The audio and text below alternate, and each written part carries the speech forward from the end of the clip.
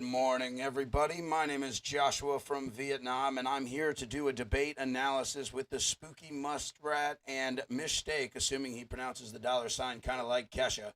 So we're going to be looking at today VaushV versus BenjeminPolitics. It wasn't really that formal of a debate, more of a phone call just between two guys, and the subject of their discussion was abortion. And they kind of jumped around on the legal side and the morality. And our conversation today is going to be looking at how they did as debaters and what could be done to make them better, specifically at debate. My two partners here, Mistake and the Muskrat, have their own debate coming up in a few days, or actually, I think tomorrow. And they wanted a chance to go over this and take a look at that. As some of you guys know already, I've been a debate coach for a few years now, so I was really eager to jump in and get an opportunity to look at this, especially Vaush being such a popular and controversial figure. I think this will be pretty enjoyable. This is actually probably one of the best debates I've ever seen Vaush do. Usually he's a little more perturbed and a little more ego-driven, but in this one he seemed to get along with Benjamin quite well, and it wasn't as heated as his ones, say, with Sargon or someone like that. So first, I'd like to throw it over to the spooky muskrat and tell us a little bit about yourself. Hi, so my name is Spooky Muskrat. I'm just a student in high school, and I'm really interested in getting to know more about debating and, increasing my skills. And yeah, that's about it. You said you have some experience with policy debating already. Is that right, Muskrat? Yeah, actually, I started having just open discussions when I was around in sixth grade, so I've been doing it for about 3 years now. Awesome. But, more professional environment would be interesting. Awesome. What about you, Mistake? Hi, I am Mistake. I am a eighth grader, and I've never actually officially debated before, so this is going to be my first one. I'm super psyched. Very cool. And you guys are doing this debate on the Modern Day Debate Discord server. Is that right? Yes. That's very cool. I haven't really listened to any in that. I didn't know a lot of people jumped in there, but I'm gonna get the time from you guys, and I'm gonna be in there if I can. Have you guys watched this debate with Vaush already? I have. Cool. It was quite long. I try to take my own notes on it, so I'm really curious to see your take. All right. I've Excellent. seen parts of it. Cool. So you guys seem to already have an idea of what you're going out and debating. It's tomorrow, right? Your debate. Hmm. So Mm-hmm. what is the motion? What is actually the title? Are you guys arguing morality of abortion, legality of abortion? Are you arguing if abortion is killing of a human life? Like what are the parameters, or is it just kind of open ended abortion talk? So the assertion is abortion should be illegal, Okay. and we're the negative. Oh wow, you actually I would say you have the easier time in this debate, despite what my personal opinions are. So it's just abortion should be illegal, and you guys get to take the negative. All right. Yeah. Well, let's jump in here. We're in a watch together room, so as I hit play, we should all see this at the same time. And all of us should be able to pause on here. So if you guys have anything you want to say, just go ahead and pause it, and it should pause it for us all, and we can talk. All right. Wait. It's starting and stopping. Let me see if I can figure out why that is.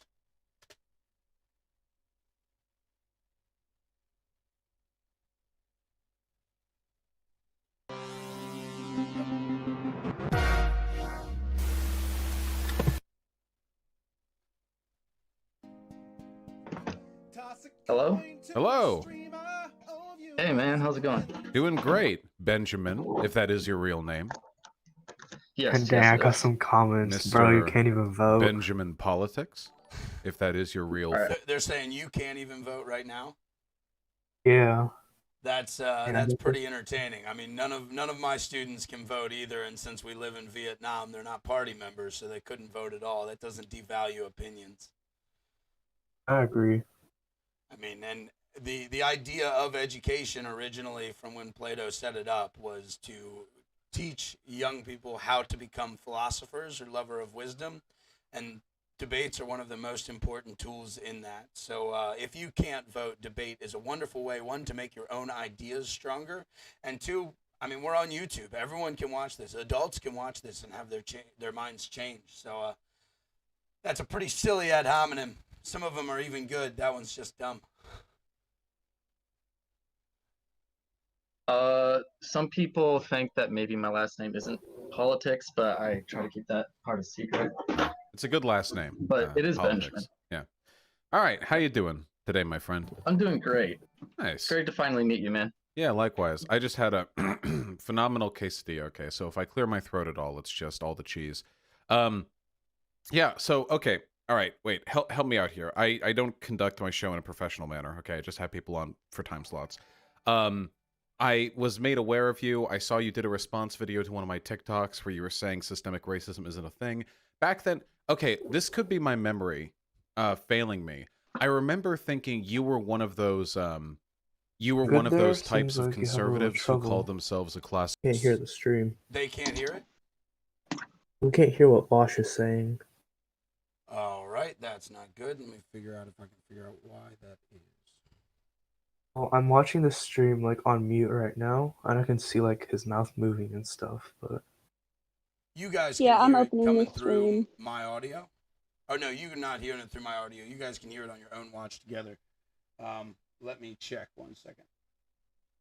My OBS is showing that it's picking it up.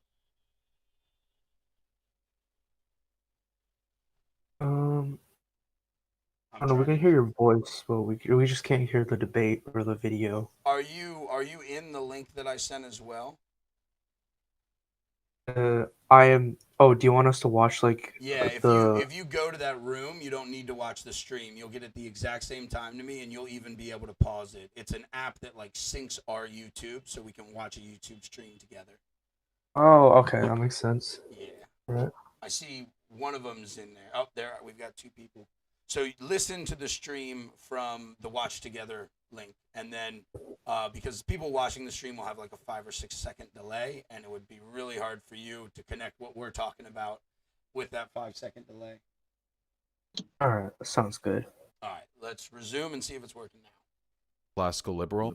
But now when I look at your thing, it says minarchist. Did that change, or was that always the case? My memory's just bad. At the time, I was a minarchist. Kind of like We've got a bit of an echo now. Do you have headphones in? It sounds like I'm hearing the stream coming back. I've got headphones yeah, in. I do have headphones. Is that a problem? No, it's good. The headphones are what we wanted. I'm just trying to figure out why they'd be coming through your microphone then. Let me take a look on that.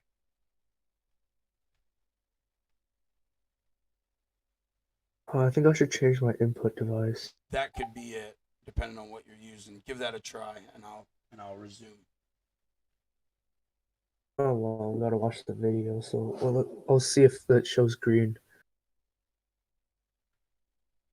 All right, I'm gonna hit play and see if that echo is still there. kind of like I started off as a conservative, and then I slowly went down. But at the time, yeah, I was a minarchist. Okay. Well, it still says so minarchist, pro-life, equal rights, capitalism, freedom. Capitalism and freedom right next to each other. Oof. To each their own, I guess. There is a bit of an echo. I'm not sure why. Yeah, I thought it was really cool. I saw that you made a response. There's like people messaging me and like freaking out. And I went on the stream, and you're just like looking at my video. And then last night was kind of funny because you looked at my my socialism video from like the social. Can you look on your end? I'm guessing it's you, Muskrat, because once you opened it, it started. Somehow that's getting fed back into your mic. I'm not sure what that is. I don't know. I guess I can do without headphones. What you could do is you could mute the Discord stream until you want to speak, and then when the live show would be paused anyway on Discord stream. Alright, yeah, that sounds good. Yeah, just keep Discord muted, and then when you want to speak, go ahead and pause the watch together. That'll pause it on all of our ends, and then unmute yourself, and then I think you'll be good.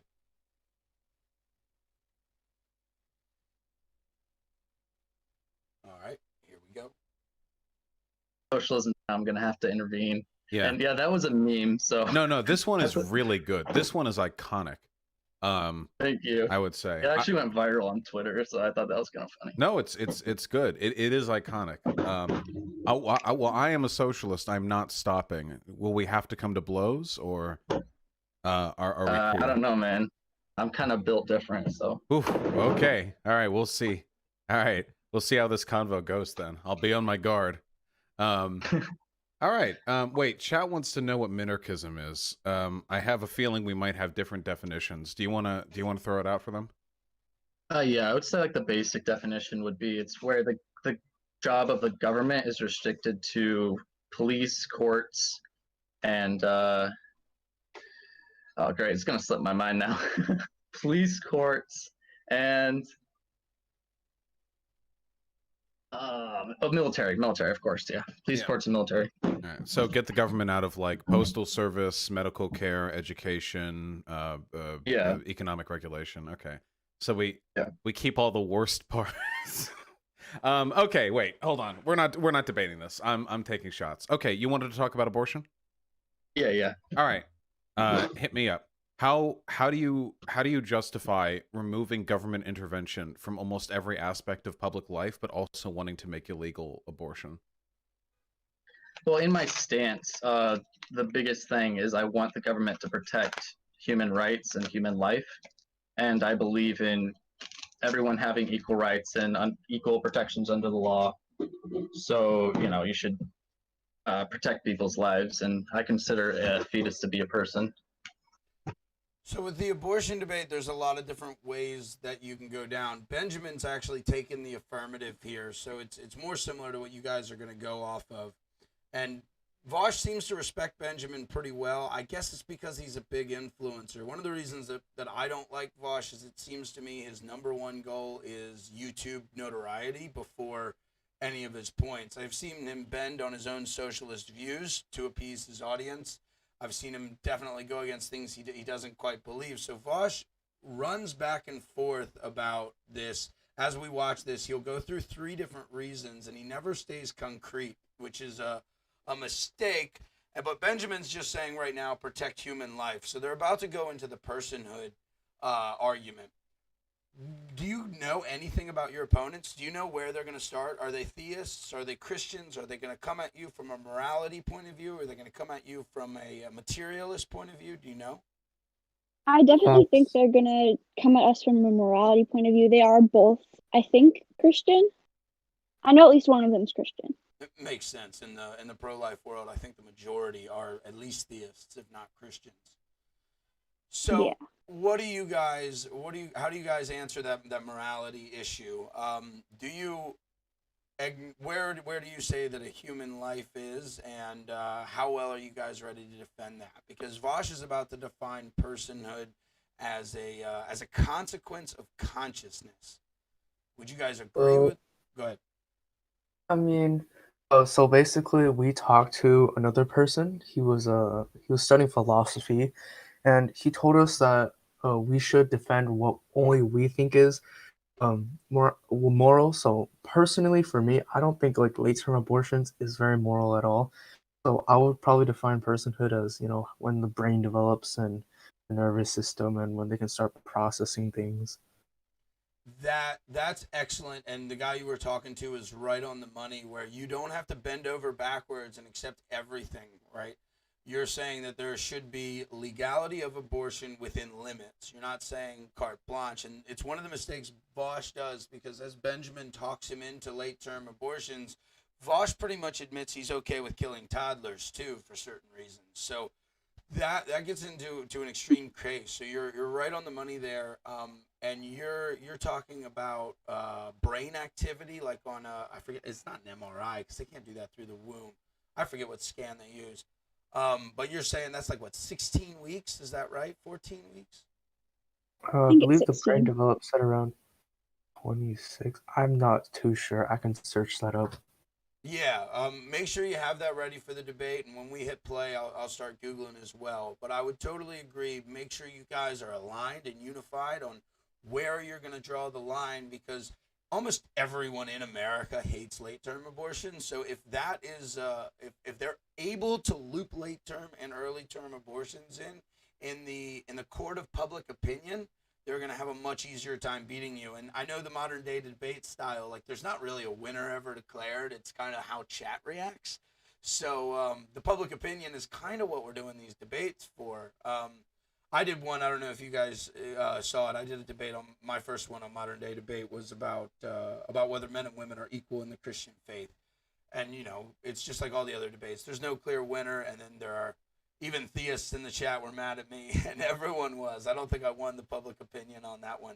But when you're talking about a debate, especially you guys as young as you are, there are three different things that I teach my students, like when they walk in day one, the difference between an argument, a debate, and a dialectic.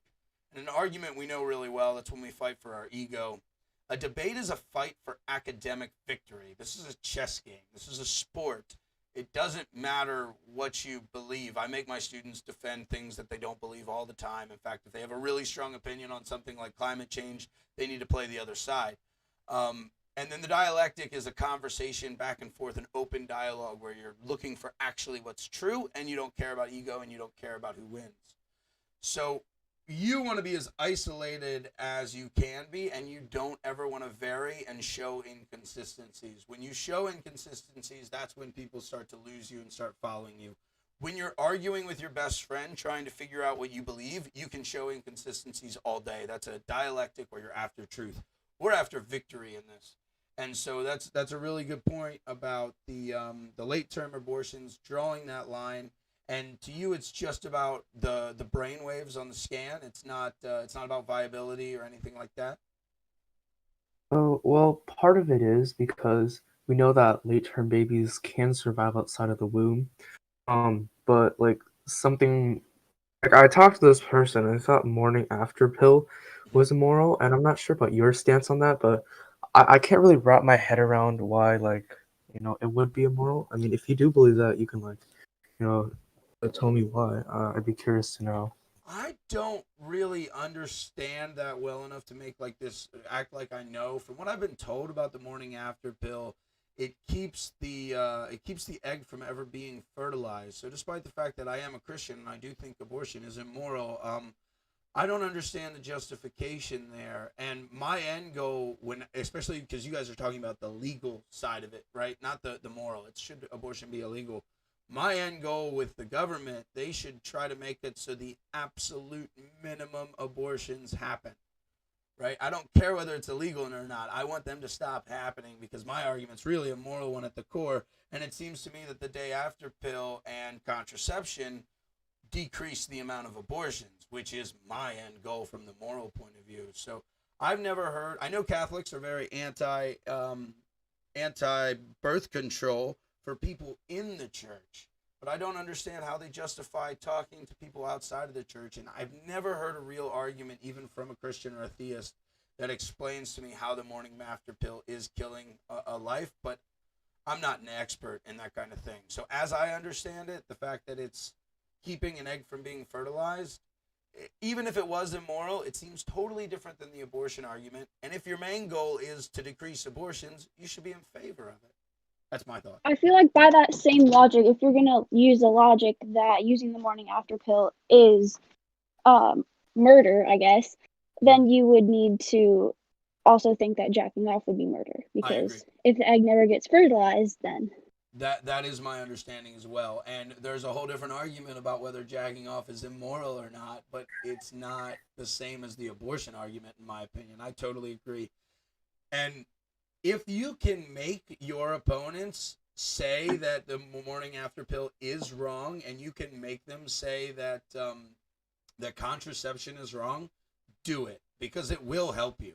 If they spread too thin, it'll make them sound more ridiculous if you can drive them at that. But if they're good debaters, they'll be like, well, that's a completely different debate. Even if they are saying that jacking off is murder, they won't want to admit that in a debate about abortion.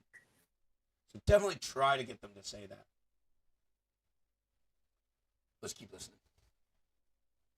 Don't you protect people's lives by putting environmental regulations on factories, kind of like downstream? I mean, that's kind of a different debate. I don't want to go too much into that. Mute your mic, Muskrat. You know, if you ever want to have like an environmentalism debate, I've got some people who may want to do that. I'm not very good on environmentalism, but Yeah, yeah. Okay, so yeah, so generally speaking, arguments on abortion go one of two directions. They usually go either to the philosophical argument of what personhood means, or they go to the argument of legal precedent concerning bodily autonomy in the states. Both of one of them, the personhood argument, really depends on a bunch of characteristics and personal definitions and what philosophies you relate to, and one of them is more concretely legal. So right now in the United States, as per our legal precedent, there isn't really a framework which would allow for the government to prevent us to do something to our own bodies, even if doing that thing is what preserves the life of another. That's of course the the violinist argument. right. Right. He's merging kind of two things there. That's talking about like making it illegal to drink in excess, which ends up killing your own baby. That would be more like the morning after pill, as opposed to a surgery where a doctor has to actively go in and take the life of the fetus. So there's a differentiation that he should have clarified there that you guys just need to have in your head, that a woman doing something that would be self-harmful, he's kind of right. The American legal system wouldn't allow it, but that's very different than a surgery. And that should be clarified. But I want to talk about really what he's saying about the difference between the personhood and the legality. Vaush doesn't seem to believe in objective truth. Do you guys?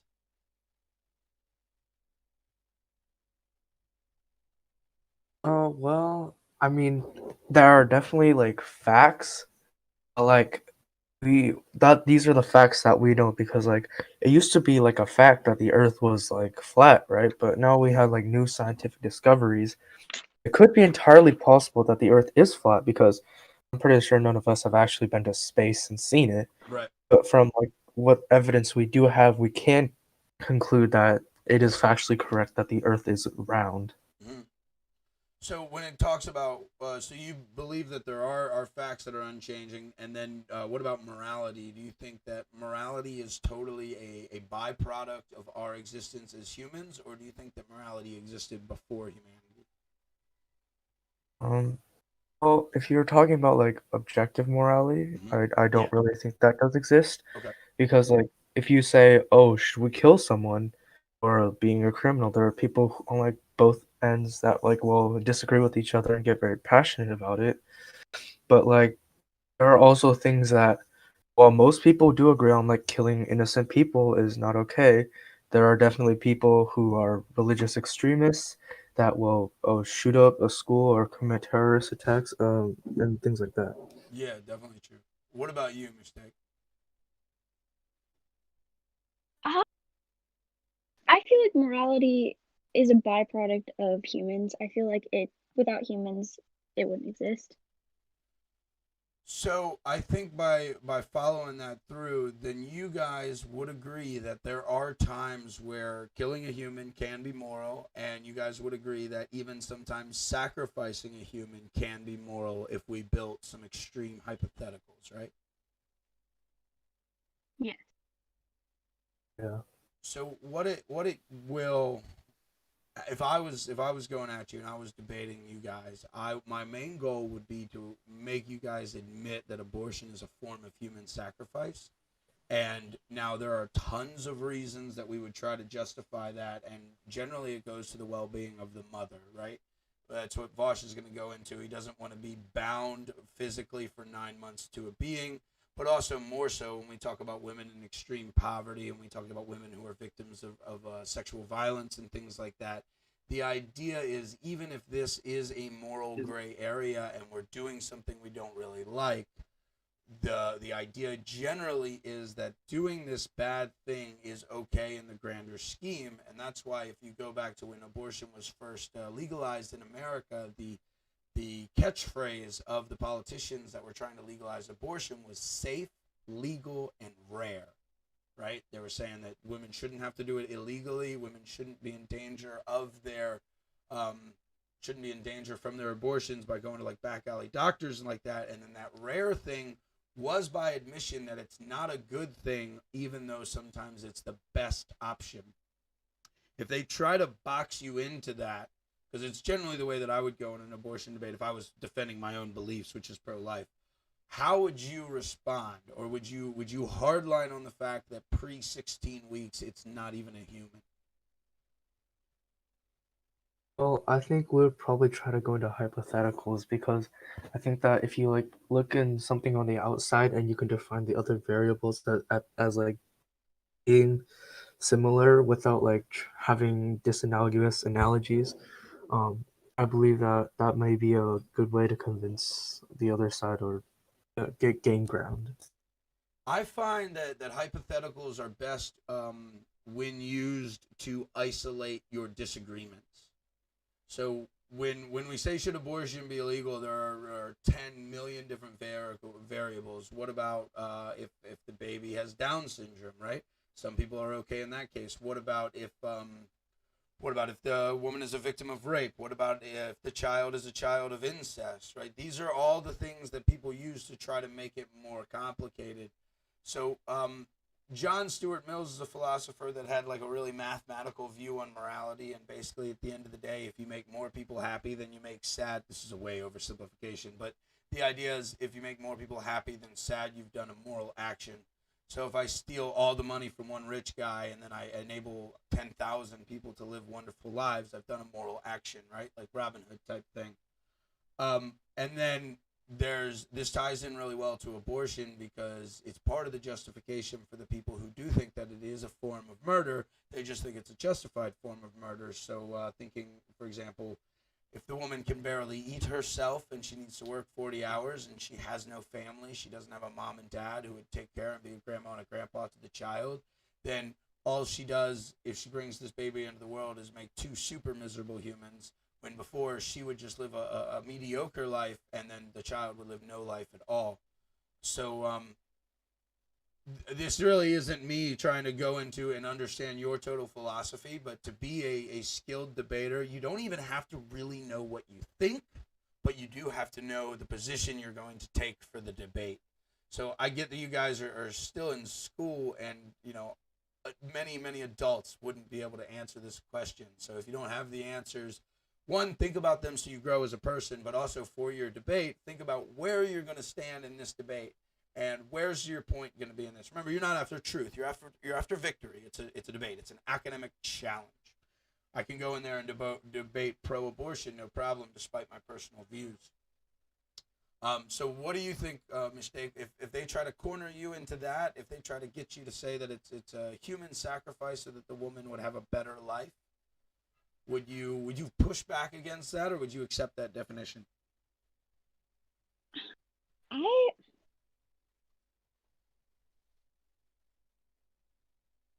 I honestly, I feel like I would accept that definition, but it's not a bad thing that I accept that definition, I don't think, because I feel like bringing a child into the world and having them have a life that's gonna ultimately lead to them being severely depressed or have severe like mental deficits on them, I feel like then there's justification in that. I would agree that it's not a bad thing, because it's a logically consistent stance, and you're totally right on what you're saying about that. That there's reasons why we're okay with this, and if you guys don't believe in a soul, then it takes it even further, right? Like that's why the brain activity is so important to people who don't believe in the soul, because they think that all of our consciousness is a byproduct of just brain activity. So if you're maintaining that point, I would say that it's a good thing and it's logically consistent. And one of the best things that pro-lifers are able to do when they're doing debates like this is they make the other person afraid of their own stance. And you'll lose if you're afraid of your own stance. So I completely agree with you that it's an okay thing to accept.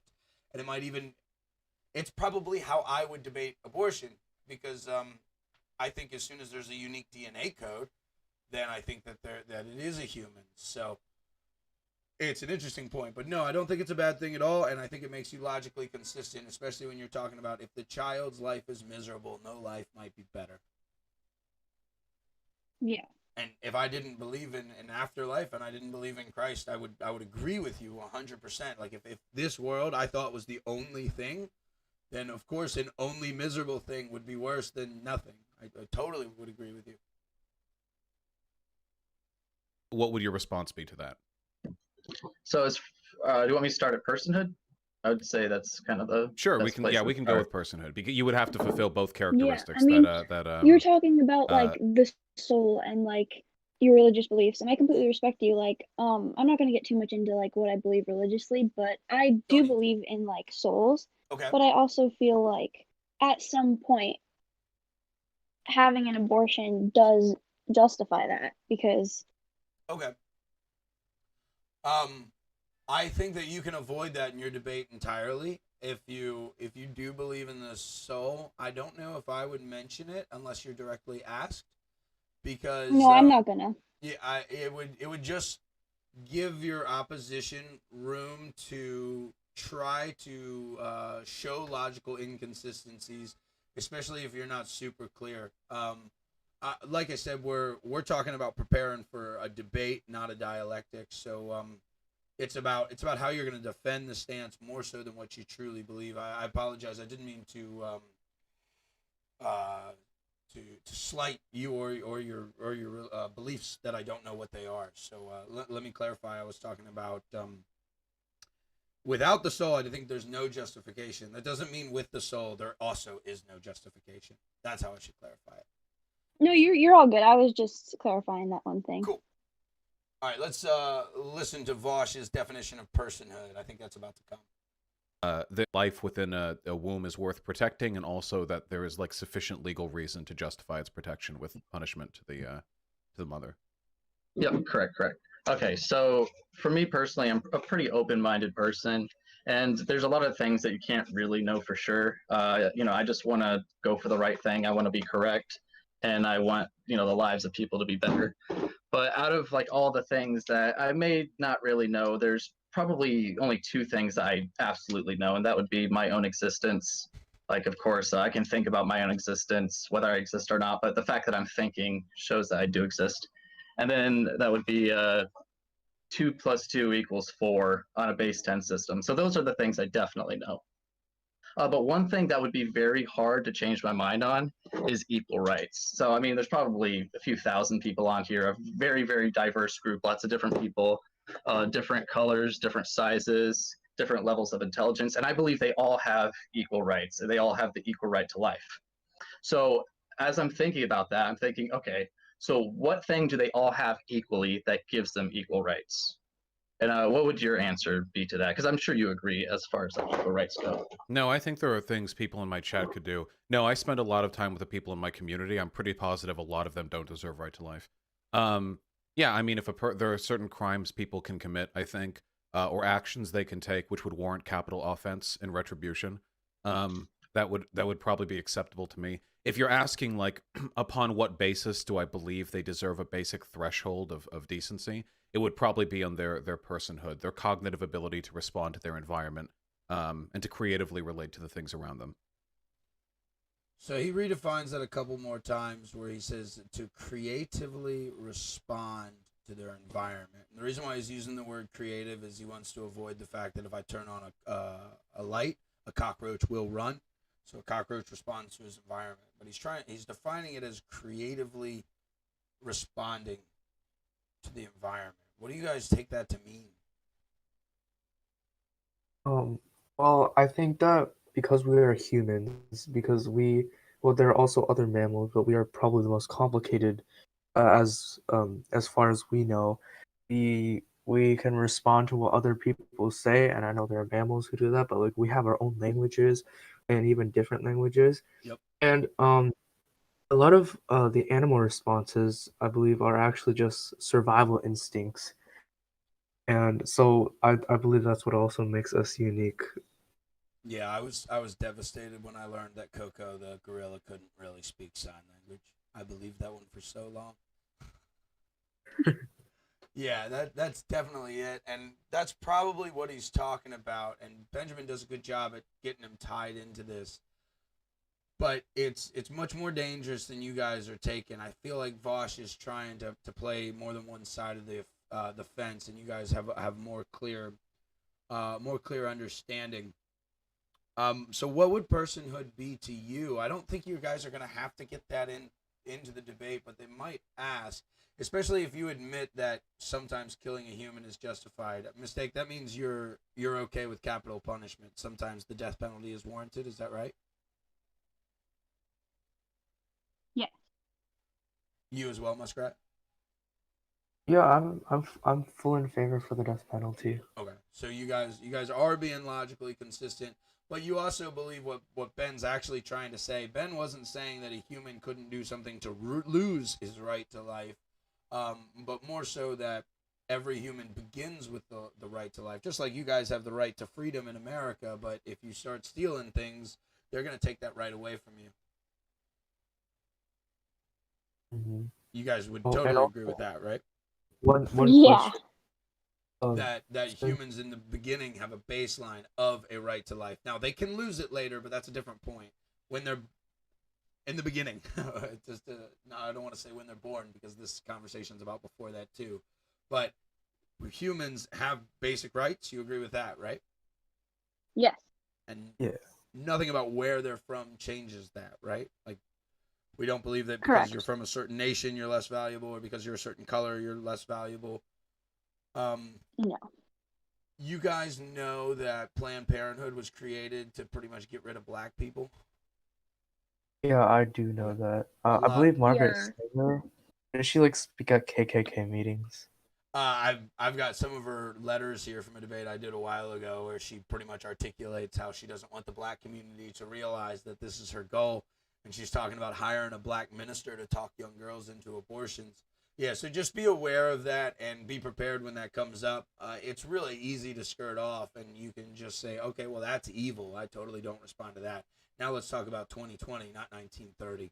So it's totally an easy one to deflect, but just be aware. And Bill Gates Sr., our Bill Gates' dad, was huge eugenicist.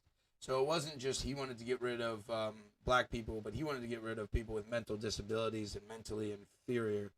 Are you guys okay with, let's say everything else was perfect, like the woman came from a wealthy family, she could even hire a nanny if need be. Would you be okay morally, not legally, but morally from a point of a woman aborting a child solely because of a mental disability? Well, would that hypothetical mental ability impede their quality of life? Like, severely impede their quality of life? I guess some can, but right now I would talk about Down syndrome, and Down syndrome people are some of the happiest people on the planet. I would, well, morally, I'd be pretty opposed to that, Okay. because I understand if you don't have like the means to take care of Right. that child, and like because it's kind of hard to get adopted while having a mental disorder as well. But you can Right. hire a nanny, like what's special. I just don't. In my heart, that just doesn't sit well. Right. So okay, cool. So you guys at your heart are not eugenicists at all, and that's not going to be a point of view that you're going to try to defend. I would say that's good. It makes people angry. Iceland released a paper about 2 years ago where they're like, the Down syndrome rate in Iceland has dropped to 0.01, and then you keep reading the paper and you realize that's just because they were all aborted, not because anyone's healthier or we figured out what's causing this mental disorder. And so, Mistake, it sounds like the point that you're coming from is if it was a mental disability that made their life entirely miserable through the duration of your life, then you would consider it. But if it was a mental disability that just meant you weren't as smart, who cares? Is that right? Yeah. Yes, that's correct. And so, since your debate's not on morality, your debate is on legality. Do you take the stance that in gray area, I guess I should ask you and not lead the witness, but what about immoral gray areas like that? How should the U.S. government err? Should they err on the side of protecting the child, or should they err on the side of protecting the mother? I feel like they should err on the side of protecting the mother. Okay. Would you agree, Muskrat? Yeah. All right, so this is something you guys do need to articulate, where you talk about abortions that you think should be legal, but you also say are immoral, right? You want to go down and isolate the fact that the U.S. government cannot write laws for every situation, right? It doesn't work. You write laws for the 80% of cases, not for the 20% of cases. There's even a saying that lawyers have called hard cases make bad laws, I think. So when there's a gray area, if you try to legislate around that gray area, your laws just end up hurting everyone. So you guys need to specify in something like that, because the pro-life really, they do like to argue in a semi-ad hominem way, because at the root of it, they're trying to say that you're immoral. And they probably won't come out and call you baby killers, but like that's the picture that they're trying to paint to win the court of public opinion. So you guys would need to outline the fact that this is immoral, but if we legislate the wrong way, then we go to the woman who can barely feed herself. And like you said, taking care of a Down syndrome child is significantly harder than taking care of a healthy child, and more expensive, right? Because at 13, 14, a normal child can even go and make some money in some regards, especially in poor communities. Where I live in Vietnam, an 8-year-old can get a job. Doesn't pay very well, but can get a job. So that you guys need to make sure you're very clear and articulate in the difference of, look, we're debating specifically about the legality, and you can concede to your opponent on the moral ground. You can go, no, that's immoral, but should it be illegal, right? Like, there are a lot of immoral things that are legal. I'm sure if we thought some, we could find some. Also, just one question. I switched around the audio settings. Are you guys still hearing the echo? I have not heard the echo recently. Let's play. I have not either. All right, awesome. All right, so I would say it would be humanness. They're all equally human. Now, if we go to personhood, you would say, okay, they're all equally people because they all have personhood. So if we're talking about personhood itself, what would your characteristics be for personhood? I think personhood, as far as I understand it, seems to be an emergent property of sufficiently intelligent creatures interacting with their environment. Specifically, I think our ability to relate to entities beyond ourself, to conceptualize the idea of interactions with the things around us, the people around us. It's a really fundamental skill that most animals on this planet, at least most mammals, develop to varying extents, though obviously we have it far more, I think, than most other animals. Right. To that, I would say... Do you guys agree with that? Do you think that if we had a super intelligent dog, that would become a person? I don't agree with that. Yeah, no, I don't really either, so that's why I have a little disagreements right there. Okay, it's a weird one for me. I guess I don't think that a super intelligent dog could exist, but if we go into the hypothetical where it did, that's a weird one. Would you say that a super intelligent dog, a dog that could learn a language, would be more worthwhile than a normal dog?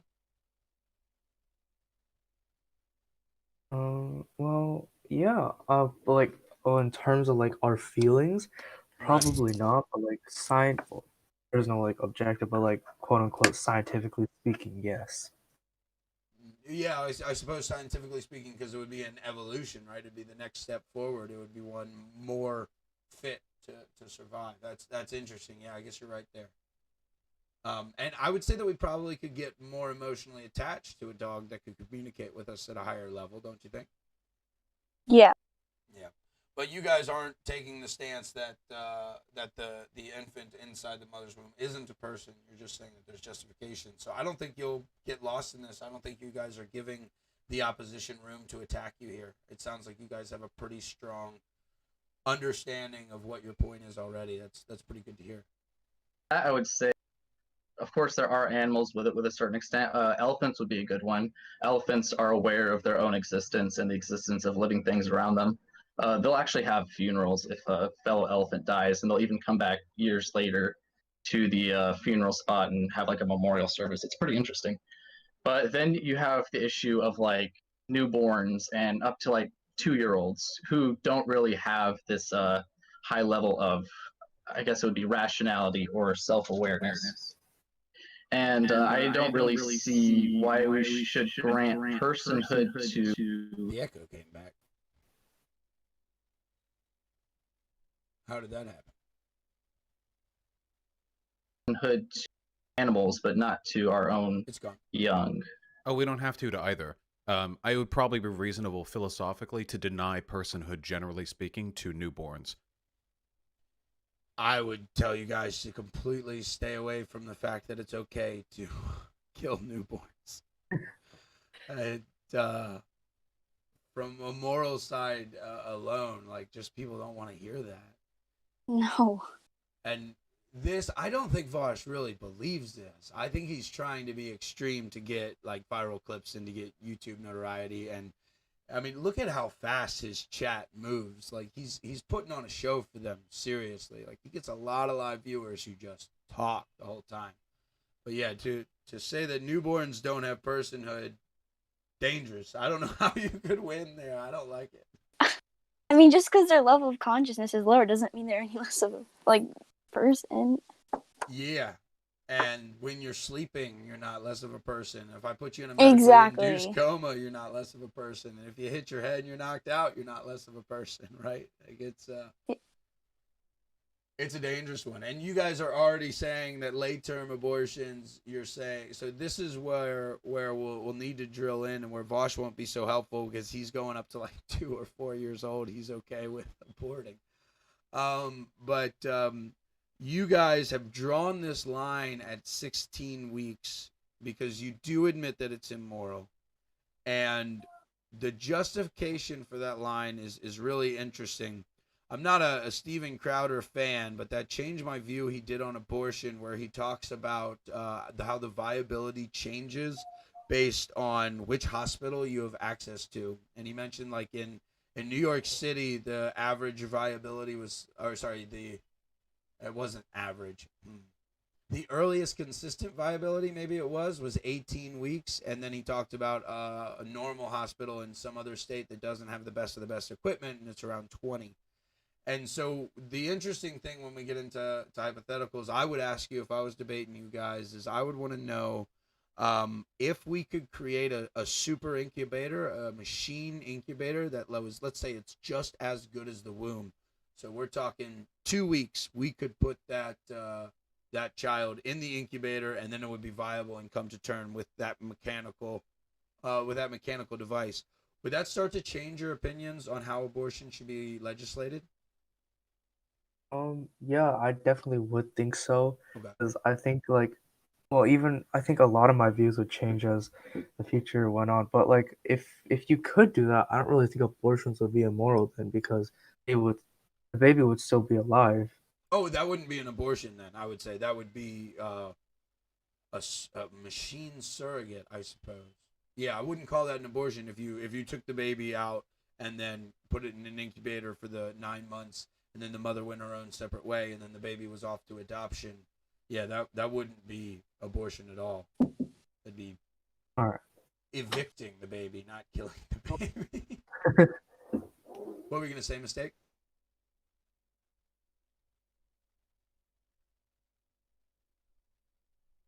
I think she's muted. You trying to talk, Mistake? I thought I heard you say well real quick. All right, guess not. We'll keep going. It's okay. Okay. Oh, you're back. Sorry, my dad came into my room. Oh, no worries. Did you have something you want to add, or did I just hear you beginning to talk to your dad before you muted? No, that was just me talking to my dad. Okay. Let me think. All right. So as far as like rationality, I agree that's basically what gives us our personhood, but it's the fact that we are a rational kind. We're a kind that can act morally, because then I have to think of, what if there was like an alien or an angel? What if like Yoda came to Earth? I can't say, he's for not a me, human, morality have and our rights. species have nothing to do with it whatsoever. It has nothing to do with us being humans, or even of us being particularly moral. In fact, very amoral individuals, I think, experience or relate to their environment pretty actively. Yeah, for me, it's just the ability to creatively engage with your environment. I think that I mean, for example, like a chimpanzee, I would think like a chimpanzee would probably have a more developed sense of personhood, if that's the term we're going to go with, than a newborn human.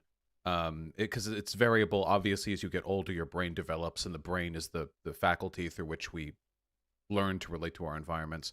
But something like an insect would probably, I mean, wouldn't even come close to that threshold at any age. I think I know the answer from you guys already, but would an adult chimpanzee be more valuable than an infant child, a human child, in your guys' minds? Like a already born one. Yeah, already born one, infant, meaning handheld, a month old. Well, some people might disagree, but I think the infant's more valuable. That's my opinion. Yeah, Vosh would disagree. What about you, Mistake? I think you're on the same page as Muskrat. Yeah. Yeah, there's even from an evolutionary point of view, there's an importance of looking after your own species and your species, an interspecies relationship being more valuable than extra species relationship, and the fact that humans are so tribal. Like, we didn't build these cities by ourselves. We needed communities, and if you don't have any loyalty to your own species, like you guys are growing up in a very different educational system than I did, with the impression worldview. But I was taught this form of color blindness, right? No critical race theory in school when I was in public education. It was all about literally there's no difference. We've just been lied to that there's a difference between all these people since the beginning. There's no difference between white, black, brown, yellow. And I mean, I believe that even more so now that I've lived overseas most of my life, or not most of my life, but much of my adult life, most of my adult life. So it just seems something to me like humanity needs to unite us, whether you're a theist or not. There needs to be an important thing there, and I think you guys are actually have given this more thought than Vaush has by the time he took this debate. All right, so I'm thinking, like, what if you had do you think you could give like personhood to a computer? No, I don't think so. I don't think the way maybe eventually it might be conceptually possible. Yeah, like hypothetically. Yeah, hypothetically, I don't know. Right now, our understanding of consciousness is metaphysical. We don't seem to have a way to quantify it beyond correlative elements like brain state or like neural activity. But the actual state of consciousness, that doesn't seem to be something we can codify right now. It might be possible in the future. Right. Okay, so you would do that. Maybe. I don't know. I would. It's entirely possible that not even through a lack of empirical availability, but just through the nature of how consciousness maps onto the brain, that it can't be transcribed into information the way computers can process. So if we were in the Star Wars universe, would R2D2 and C3PO have personhood? Would they be more valuable than the computers we're using now? And would they ever reach a state of value that's equal to let's start with a dog and then let's move to a human? What do you guys think about that can of worms? Well, computers, well, obviously, I would think they have more personhood than, like what we're using right now, because we're the ones controlling them, or the computers.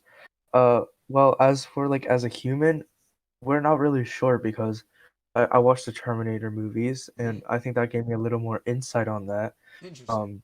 Because they did look like humans, and they Right. talked like humans, but they didn't have empathy and thinking like us, except for that one. Well, I don't know if I don't want to spoil it, but um there was one who learned it over time, so Right. perhaps it could definitely be possible. Have you seen iRobot? It's a similar premise that's all about the one robot that gets programmed to have empathy to save the humans, basically. That's an old Will Smith movie that's got something similar. So C3PO and R2D2 in the movie have empathy and emotions. Wouldn't you agree? Like, C3PO is always angry about something. I would agree, but also I feel like we can't equate their value with the humans, because at the end of the day they were still made by humans. Does it make sense?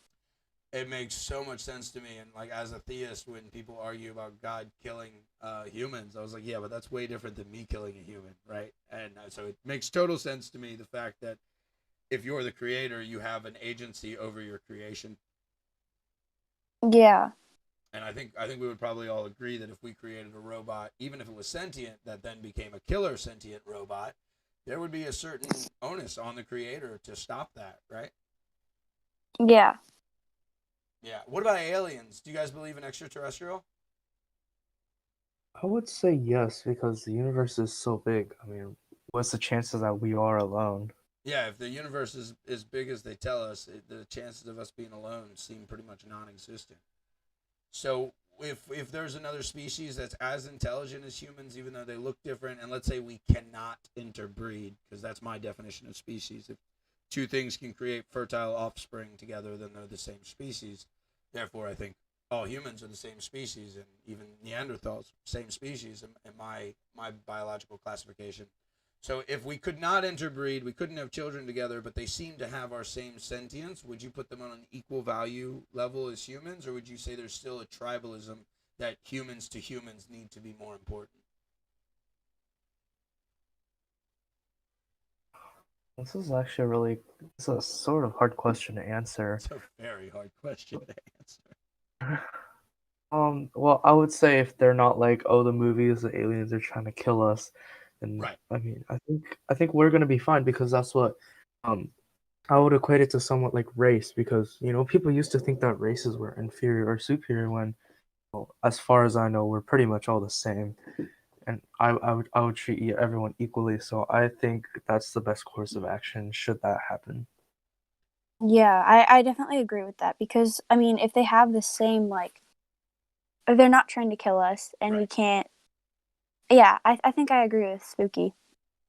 Yeah, it's definitely an interesting question. I think we would have to, right? Because what we say when we talk about every individual life matters, it's nothing about our DNA or our physical part that we're talking about. We're talking about our individual agency, right? So yeah, I think you guys are really clear structured in how you're thinking about this. I think you guys are going to do great. But I'm a materialist. Yeah, I believe that personally, I humans don't think it would happen. But... Oh Okay. no! Hold Mhm. on. Oh, you can keep going. My apologies. My camera's been on the fritz lately, and I don't know why. We've got the echo. Okay, so I'm thinking of what about people under general anesthesia? Because under general anesthesia, you don't have any subjective experience, you don't have any thoughts or anything like that. You're not interacting to the environment or responding to stimuli. Would you say that? The echo's back. Muskrat, can you do Uh whatever you oh, have to do? I'm not exactly sure what I did. How Let does me it keep check the going off voice and on? setting. It's strange.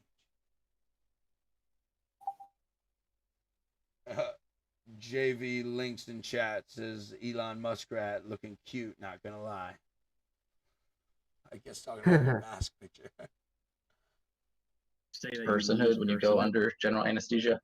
It's gone now. No, I don't think so. I think that when we're talking about personhood, we're sort of talking about like an aggregate of your current and your future abilities. When you're asleep, you're not really relating to your environment the same way you would normally.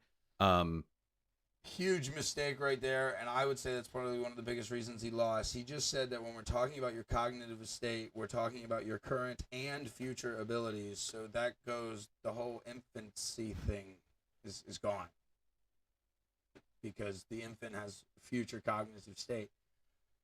And you guys aren't so coming at this from so many different angles like Vaush is, so I don't think that that's a huge worry for you. You guys really seem to be down your line. You understand that sometimes it's justified. This bad thing is justified, safe, legal, and rare, like the original way that the politicians won the abortion argument. Don't think it's the same as being a non-person. I think there's a quantifiable difference between an entity no longer having personhood, like through it experiencing brain death, and an entity having its capacity for personhood reduced temporarily through some sort of external circumstance, like sleep, anesthesia, that sort of thing. Yeah, so basically to put it simply, you're saying that if they had previous personhood and they're going to have this personhood in the future, then at the moment they have personhood. right? Yeah, it would be if they presently have a capacity for it, and they will have a capacity for it in the future. I feel like a gap in between then and in the future But didn't he isn't just justify necessarily the killing same. newborns? He does it a couple times. Okay, that's really weird. He can't say like, well, future consciousness, just like, what? Yeah, a couple times. I don't know if he's doing this because of his chat. Like, he really does seem beholden to his chat. And I'm gathering this some from external sources, like the way that he turned on Destiny after Destiny pretty much helped him build his entire channel. It seems to me that, but I don't quite understand how he can really think this. Yeah. So I think he's putting on a show, and I think he likes being the edgelord, and so everyone says abortion's okay. So Vaush goes one farther and is like killing 2-year-olds is also okay. But yeah, that's exactly right. He's just got these inconsistencies that that would be really easy.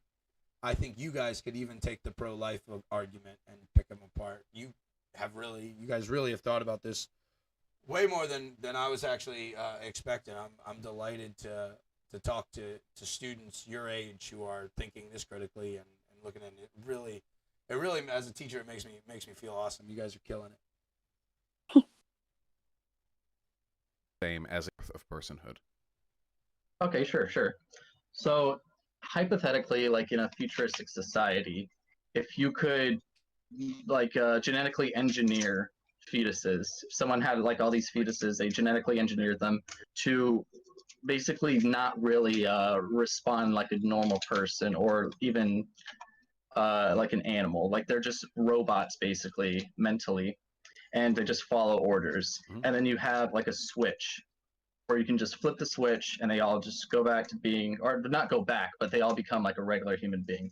Would you say that like the owner of these human robot slaves should be allowed to keep them, or would you say that maybe the government or higher power should intervene and flip the switch? I would say that if you have entities which are capable of and have God damn it. Sorry, my computer's on the camera. If you have entities which are both capable of and have an interest in self-determination and personhood, and if you are denying them that ability, then I would say that is generally speaking probably immoral. But I think that's a philosophical question that would probably require me to think a lot more about it.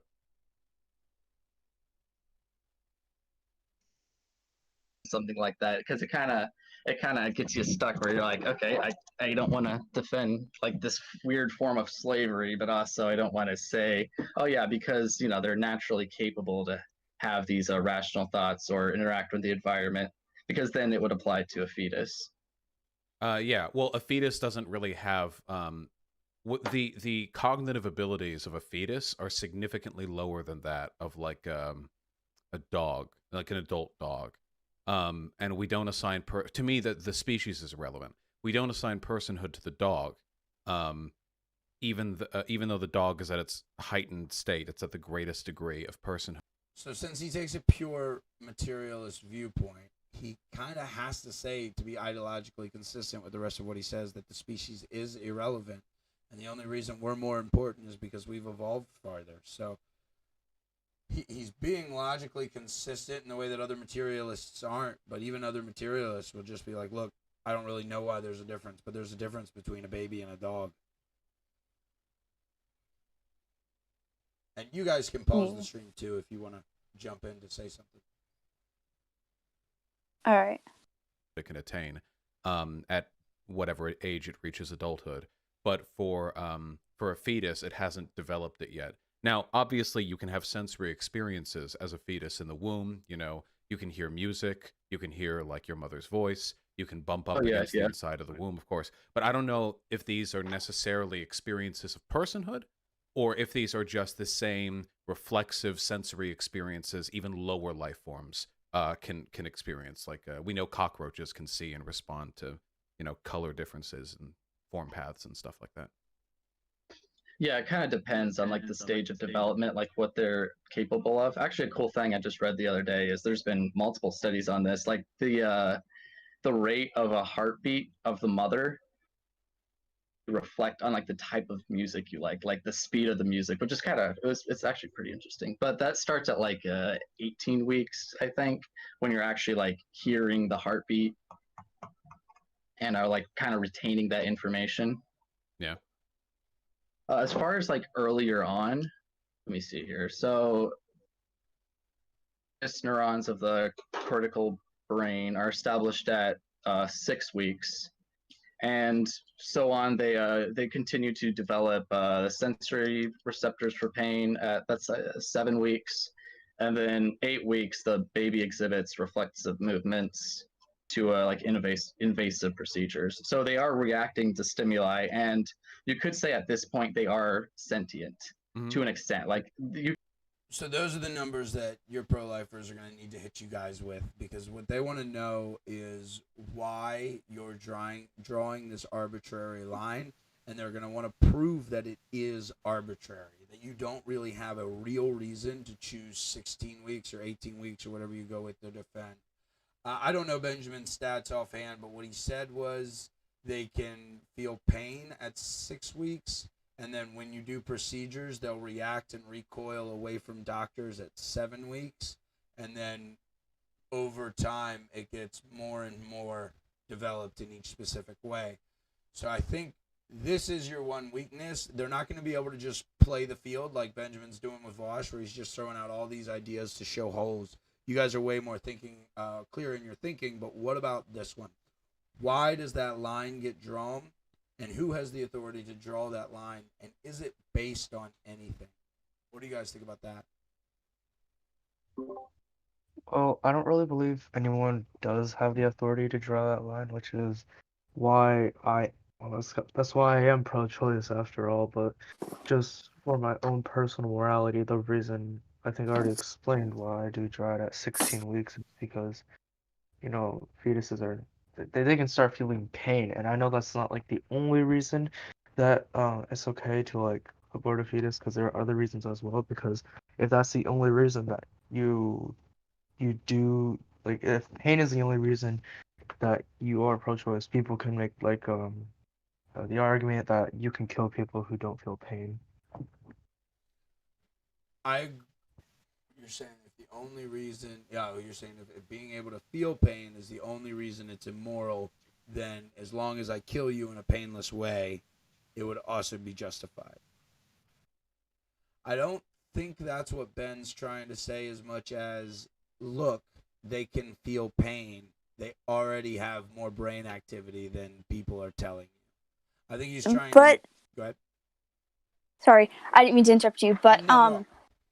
so just your body only feels pain because of the pain receptors in your brain. So, and if the fetus's brain doesn't develop until 16 weeks, then by that logic, they don't feel the same pain that we feel.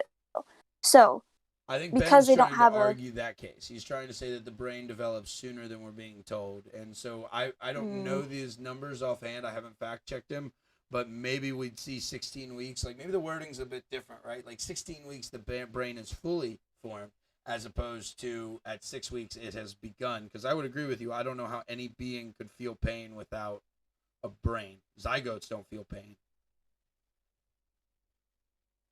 So that might be some documentation you guys want to have ready to back this up if you're drawing everything on brain. But let's see what he said real quick again. There's been multiple studies on this, like the rate of a heartbeat of Not this part.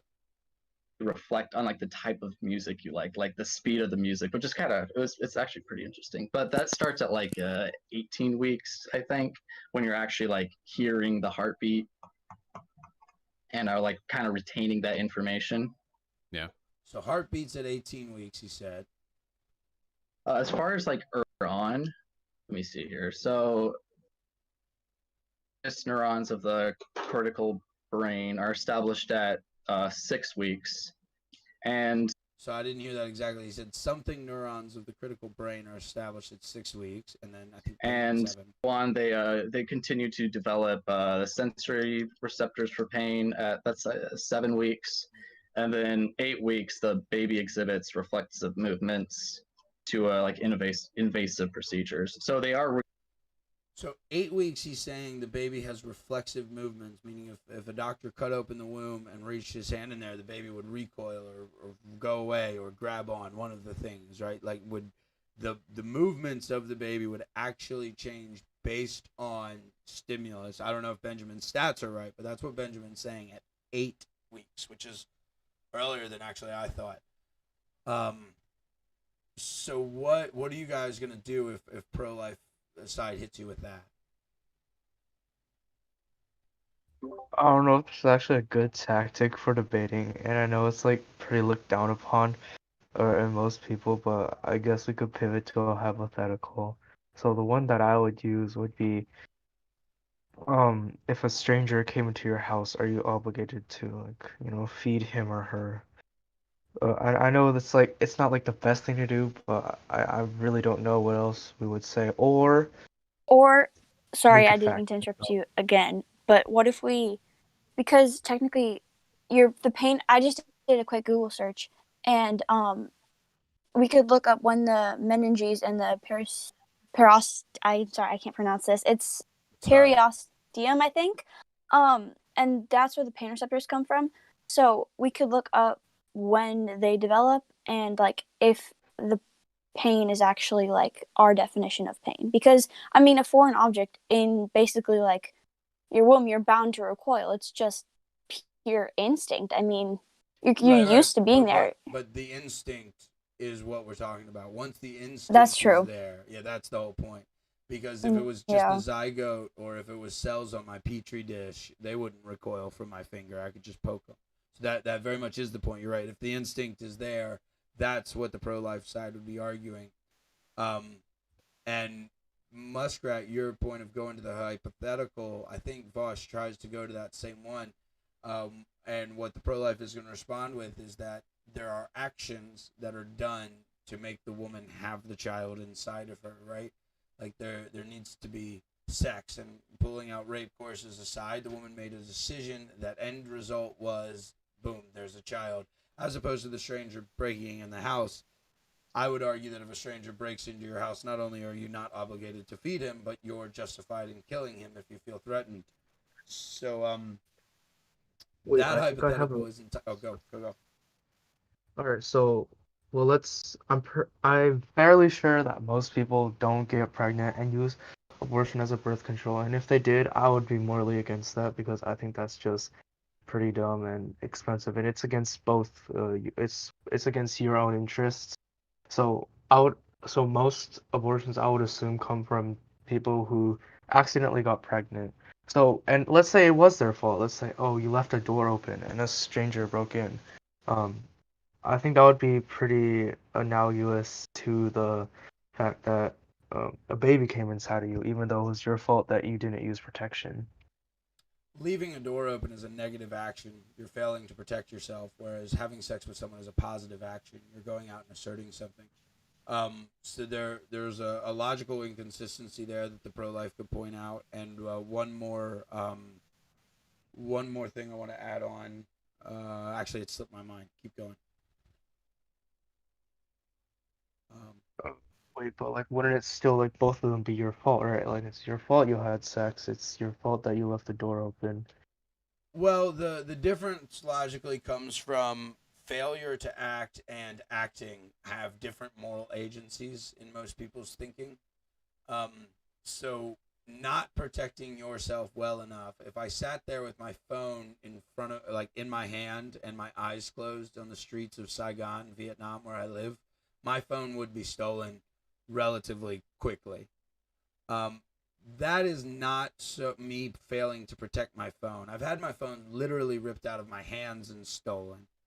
Right? That's a negative action where I wasn't holding my phone very tight. But if I blinded myself and put my hand up and just let my phone resting there, that is an action of me offering it up. So the two do carry moral agencies.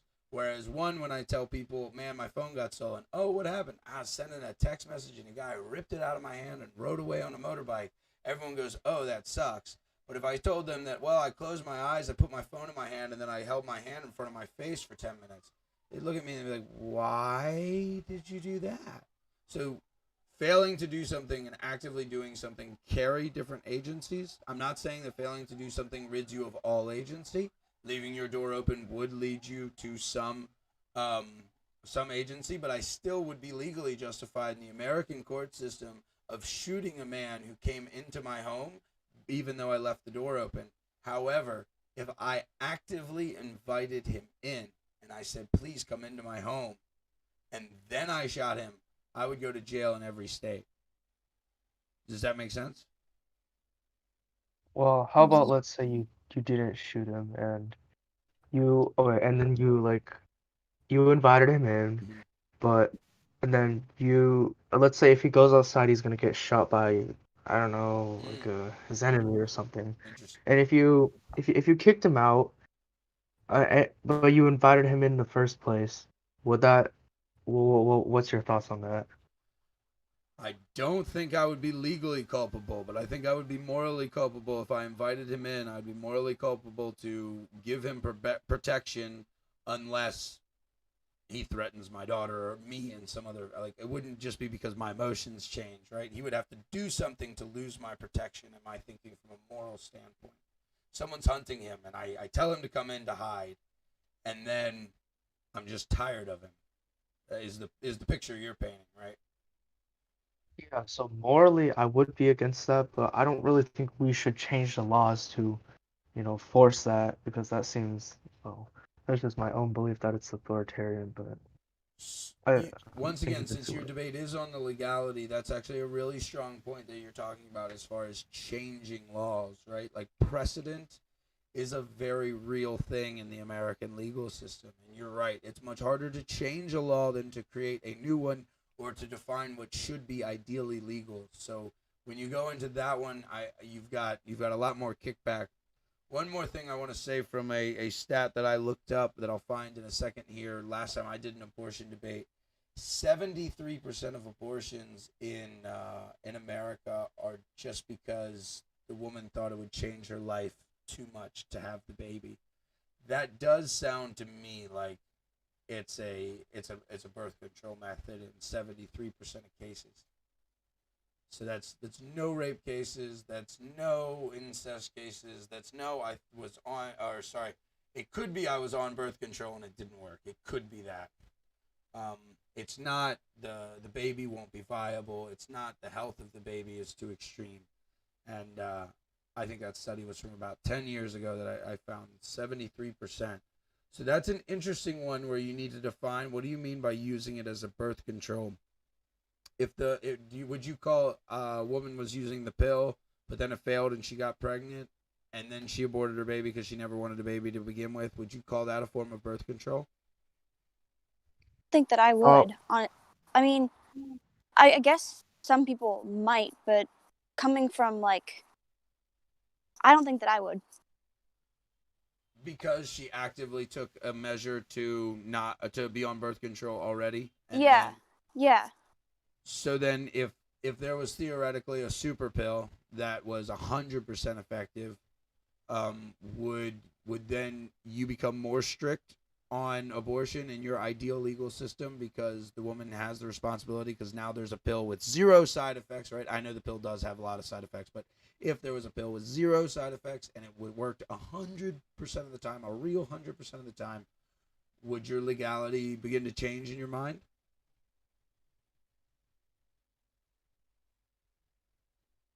well, I Has think it been definitely. sorry, go ahead, Sure. Spooky.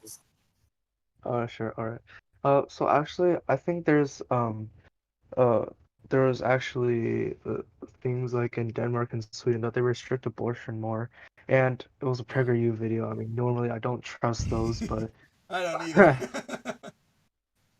uh, but it, but like the European nations have, better health care. They have like better maternal leave, and also like I don't know. This is like a sort of different topic, like feminism. but like there's definitely like a motherhood penalty in the US, and so while it doesn't really exist legally, it exists by quote unquote choice, and I wouldn't want to really get rid of that choice. I know that's a little unrelated, but it's still somewhat part of my argument. The motherhood penalty, would you say that's just for single mothers, or would you say that there's a motherhood penalty across the board? I'm pretty sure it is across the board because women do take more time. It was statistically shown that women spend more time in the house, and while I do think that, businesses shouldn't have to pay you for doing your own housework, I Right. believe it should be, you know, more access to like not having a baby in the first place if you don't want to take care of one.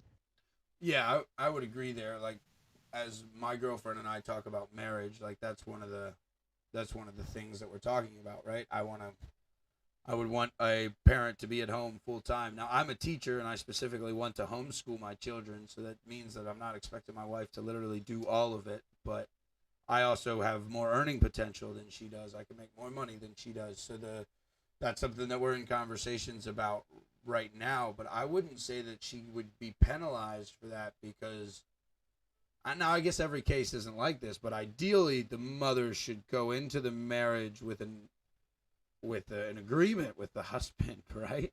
Like they want the same things for their life and their children, right?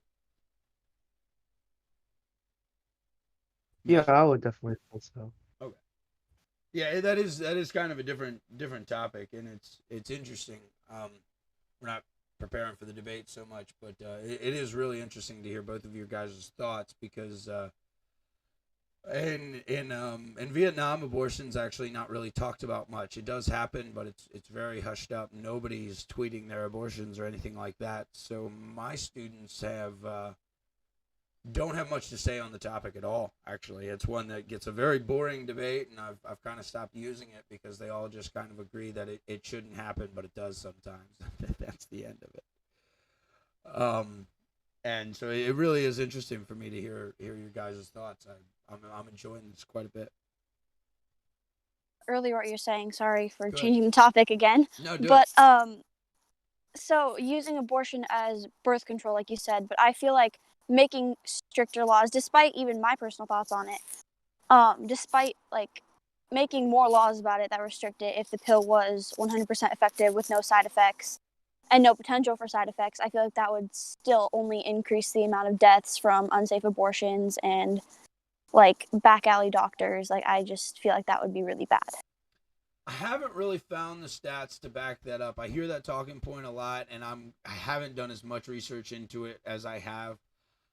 If you've got really educated pro-lifers, they might want to say that's not true. And there are so many pro-life organizations that just give all these stats. I just found one trying to find that 73% number I was talking about, and I came upon this website called the Human Life International. And they're now saying that 99.31% of all abortions are performed for social or economic reasons.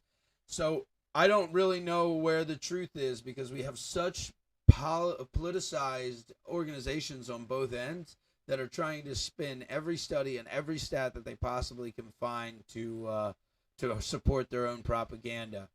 So I think that if that's your point, and if the stats back you up, I think that's a really strong point.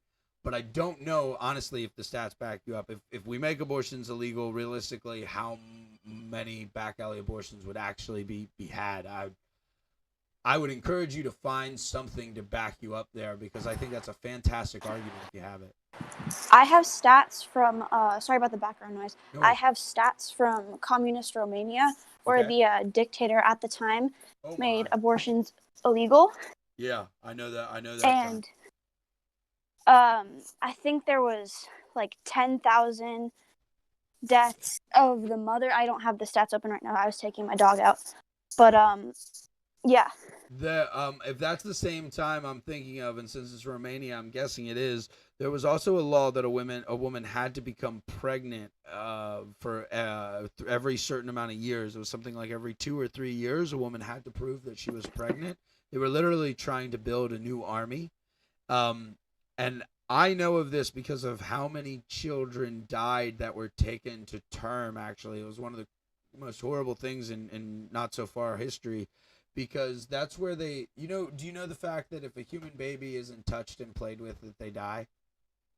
Yes, I do know that fact. We know that from Romania. I think it's the same time, but I'm not so sure. We know that from Romania because there were so many babies that had food, that had shelter, that had a blanket, but they didn't have a doll. And there's even thinking that just a doll can help the children. And there weren't literally enough nurses to just hold all the babies all the time. So I would be curious if maybe that stat is slightly askew because the women had to prove that they were pregnant for their own legal safety, and then wanted to go have a forced miscarriage to not be pregnant anymore. So there's nowhere in America or anyone that I've ever heard of, except maybe some really extreme Muslim families, that are saying it's your duty to have children.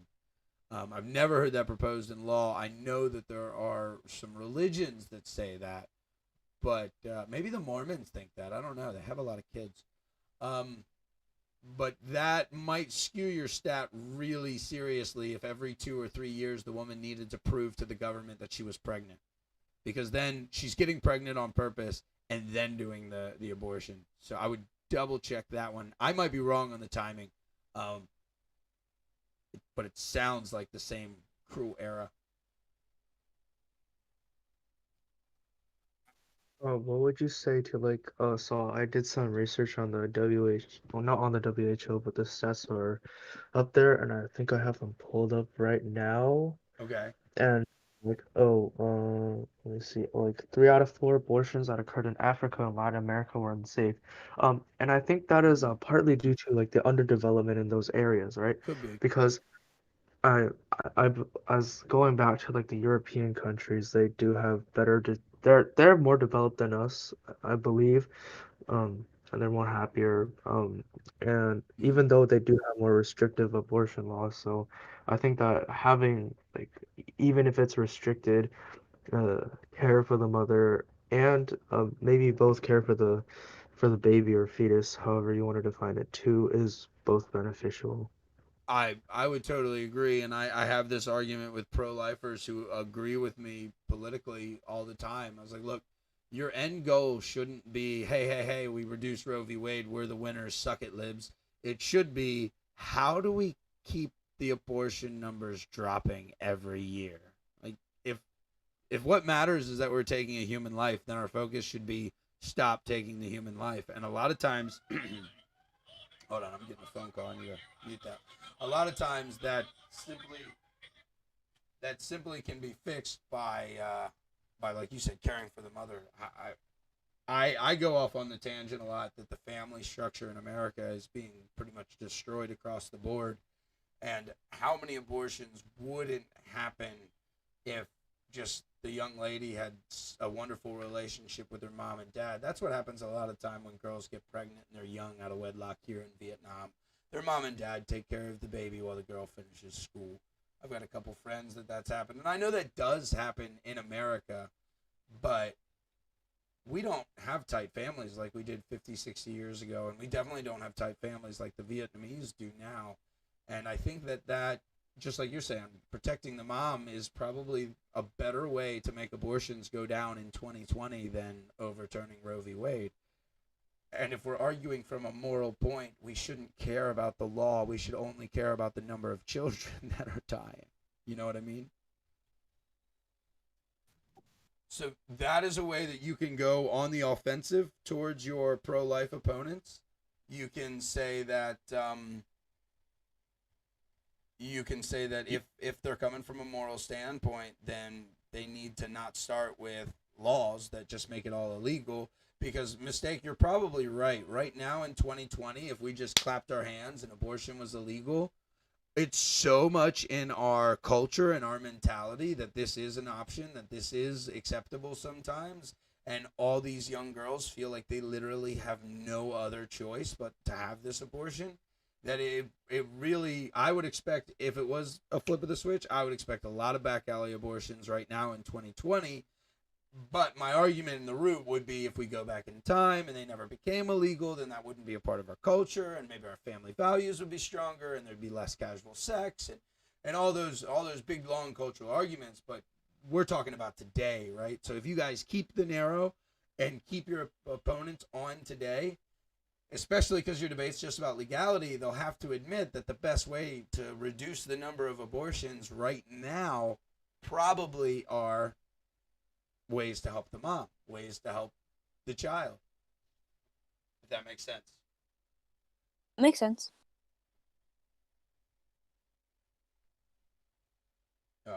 My boss is giving me a call. Give me 1 second. Are reacting to AI, and you could say at this point they are sentient to an extent. Like, you can't really say for sure if something is having subjective experiences, which is what sentience is. But it's a really, really good chance they are sentient. Like, if you look at bivalves, for a while people said, bivalves aren't sentient because they don't have a brain. But more recently, like studying them, they found like what's called nerve ganglia. They basically have this nervous system, which it doesn't actually need a brain to have subjective experience. It's able to respond to its environment. And this nerve ganglia they have is actually pretty similar to what a fetus has at like 6 weeks. Yeah, I don't deny that fetuses have brain activity and that they can even have conscious experiences, only that the degree to which they are capable of having those things would fall below any threshold I would assign for personhood. After all, my understanding of personhood is it has to arrive at a particular threshold before I can reasonably say it's worthy of the same protections we give, to, like, average adult humans. But if we're to accept the idea that a fetus has personhood, I must immediately then assign those exact same rights, roles, and responsibilities to and protections to a great many animals, which have a higher cognitive function during adulthood than humans do in the womb. And I think the practical implications of that decision would be absurd, to say the very, very least. So since I do not to them, I do not to pre-birth humans either. Yeah, that's not where I would draw the line. That's where I draw it as a rational thinking species, because I don't want to just limit it to humans, because hypothetically there could be aliens or whatever, something that could think rationally and could engage in morality and rights. But I think that just belonging to that kind is pretty important, because you do have like the natural capacity to achieve these things. Because even if you're like not only younger but underdeveloped, like mentally challenged, because that age, around like 2-3 years old, that's kind of extended if someone's like mentally challenged. And my main I concern, don't really see any I just valid feel like reason. we're arguing from intuition. Your essential argument is that we should give personhood to all human beings because we're a species capable of rationality. And I'll justify that using... I think you guys would agree with what he said, right? You guys are saying we should give personhood to all human beings. You're just saying sometimes the cases are so severe that personhood doesn't protect them. Yeah. I think you guys are going to do a great job. I'll justify X, Y, and Z, but those justifications are irrelevant if you're talking about something that would apply categorically to the entire species. You wouldn't have to justify the brain state of a fetus if you were just going to argue that by way of having the same DNA as us, it is given the same rights. It would be irrelevant. In fact, a baby could be brain dead in the womb, or a fetus could be brain dead in the womb, and by your logic, it wouldn't matter because they're still part of the species that eventually develops personhood. Since for me, the species, the categorization there is just not relevant. I can only assign it based on the individual capacity of an agent. And likewise, if a fetus was born with some sort of horrific cognitive or mental or physical disabilities that would preclude it from personhood, I think it should rightly be precluded from personhood. Like born brain dead, which is of course a thing that happens sometimes. Usually these babies are put down. They can't survive much on their own for very long anyway. Do you Yeah, guys if you're brain do you guys think brain dead is the same as dead? I mean, if you're brain dead, I wouldn't consider you alive. You possess life, but like in terms of being alive, I wouldn't really consider you alive, and I'm not sure if a life would actually be worth living if you are brain dead, because you're basically just a vegetable.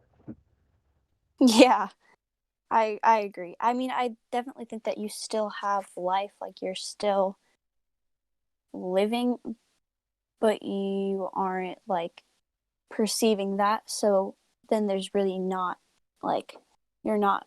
Yeah.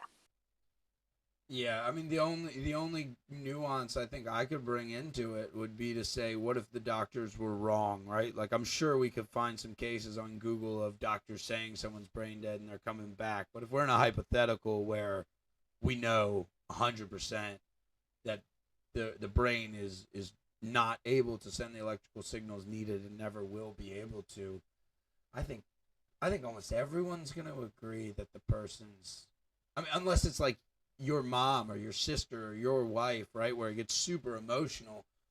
But yeah, I think that just because your heart's beating, that's not the most important thing to define what life is. And we can keep heart beating with machines for years, can't we? I think we can pretty much take someone who's dead and hook them up to machines that do the job of the lungs, the liver, and the heart, and keep their body from decaying, even though they're just about dead. So, I think Vaush is probably. Go ahead. This is morbid, but like then again, you're basically just a robot because you're being kept alive by machines created by humans. So therefore, I mean, you could technically, if you're looking at it from a morbid side, this probably sounds really gross coming from me, but like if you're a robot basically because all machines are doing your body's job for it. Yeah, it seems it. I would think I would agree with that, and I guess the only question I would have in that kind of situation would be like theological questions of, has the soul already departed from the body, or is it just sitting there waiting? Like, come on, hurry this up. I don't know. I know that my uncle actually, because of brain cancer, went pretty close to brain dead, and I didn't get to see him because I was here in Vietnam, and the beer virus and whatnot. But my sister went and saw him, and my little brother went and saw him, and my brother said something about when he would sing for him, because my brother's quite a talented vocalist. My uncle like made some kind of acknowledgement, like squeezed his hand, like tried to move a little bit, despite the doctors saying that. So I can get how in personal cases it gets all weird, but Vaush is just talking hypothetical, and like you said, my uncle had oxygen, but that's it. He didn't have machines beating his heart and things. But like you said, once you get to that point where the brain's totally dead and machines are doing everything, I would go even more morbid than you. I would say you're a science experiment more than you are a robot. Yeah. Robots. Yeah, I agree. Yeah. brain dead, then the rest of your body is going to be in the process of shutting down. With like brain dead patients, you can keep them alive for longer, but that's with like a natural thing, through machinery and stuff like that. But they are dead. So, I wouldn't consider someone brain dead. Well, their bodies for that are reason. alive, and it doesn't necessarily have to be brain death either. There are types of cognitive ailments that will not necessarily kill the child, but will keep it from achieving anything I would consider personhood. It would just be reflectively responding to environmental stimuli. Would you say someone who's getting like dementia kind of like gradually loses their personhood? Over a long enough period of time, dementia severely affects memory and personality, but I know that in its later stages, yeah, I would say yeah. And we agree with this, because if people are ailed severely enough, they're placed in the ward either of the state or of a family member who is given a great degree of autonomy over what's done with them. So at the very least, they've lost their right to legal autonomy. And sometimes, in some cases, we can affect what medications they take, what treatments they're subjected to. They lose their right to medical autonomy. In the most severe cases, we can pull the plug. So we That one irritates me so much because neither of you have legal or medical autonomy. And if you're both under 18, your parents have more say than you do when it comes to your medical procedures, and they can sign rights away that you can't sign away. And like now he's gone from 2-year-olds aren't people, but really old people and people under 18 aren't people either. I don't think anyone's a person but Vaush. Like this is well, what do you guys think? Let's talk about euthanasia and a hypothetical, not exactly the situation Ben put up, but are you guys okay with euthanasia?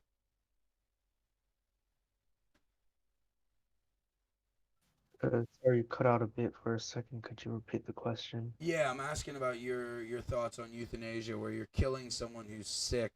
In some cases, the sick person wants to be killed, and in some cases, they don't. So I'm going to ask your feelings on both. Like they're really sick, they've got a terminal illness, they're going to die in a few months, but it'll be a slow, long, painful death. I feel like if they want to be killed and they are ready to go, then yeah, that should be completely allowed. But if they don't want to and somebody else is doing it for them, I think that is not a good thing. See, the problem I have with that is it depends on like what kind of illness you're talking about. Like if they can't respond, their rights are basically given to their family. Like, Right. I mean, this is what Vosh said, I think later in the video, but uh, the rights are basically given to the family. No, he So just said it 2 seconds ago. he did. Yeah, Oh he said yeah. they're the ward of the You know, state or their family. Yeah, that's exactly right. You're right on the money. yeah, so that is what he said. I know you might well, it is what It happens. is. I'm It not is. sure if you morally I'm not sure about your morals. Maybe you do disagree morally on that, but I really don't see how you could indefinitely keep someone on the machine until they respond and tell or wake up. Uh, But I what about a different one? Like in my uncle's case, it was brain cancer, so he lost cognitive function. What about my granddad's case, where it was lung cancer? So he never lost cognitive function, but he became like just miserable. Everything about his life was awful. So the question would be, should the doctors be able to help him kill himself by like a morphine overdose or something like that to end his next 3 months? We're not talking about unplugging with euthanasia. It would be someone who would survive naturally. Unplugging isn't euthanasia. Euthanasia is an action a doctor is taking to cause death, as opposed to, remember, there's negative, positive actions, as opposed to stopping an action that's preventing death. Totally different. I think you just said repeated the positive negative thing. I didn't really catch the rest of it. Sure. Uh, So the but positive case would be a doctor doing something to cause the death of someone who's dying slowly, as opposed to the negative action would be the doctor stopping to prevent death of someone who would be dead already, like a fake heart.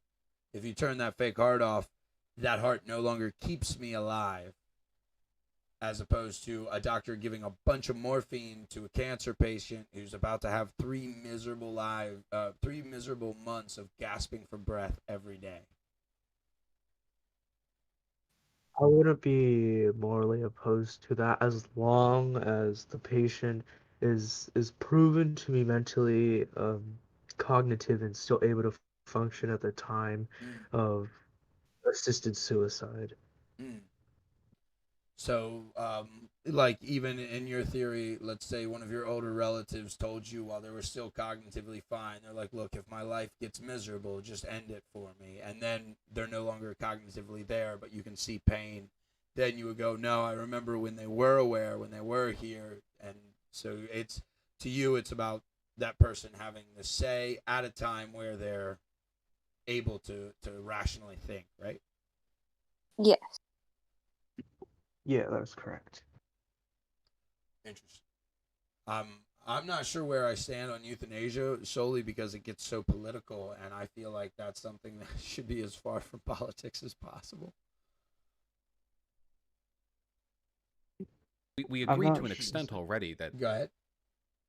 So like, I don't know, this is like a saying that I heard, but like everything is pretty political nowadays. And I'm not sure you can like even go around your daily life, even if you did do like any debates or you're apolitical. I mean, I think politics affects everything we do. Like being able to be here, or I don't know, like I think all of us being here, like where we are right now, is due to politics. So I'm not really sure if you could call euthanasia or not being political, because it is depending on which side it is a way so people think something should be run. I agree with you, and you're very right that that is the way that things are now. I was born in 1991, so I have some memory of the pre 9/11 world, and the pre 9/11 world was much more apolitical just across the board. We grew up with the saying that the two things you never speak about in public are religion and politics.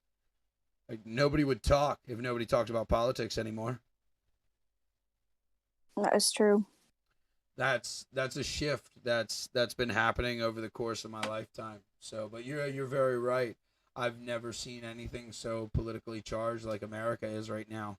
In Vietnam, the Communist Party has control, and the party members are very active in politics. And the people who are not a part of the Communist Party live their life and hope that the government leaves them alone.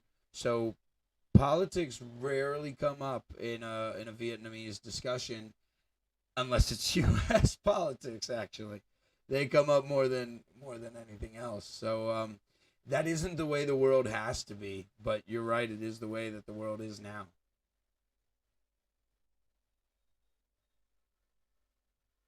Cognitive function, individuals can have rights taken from them.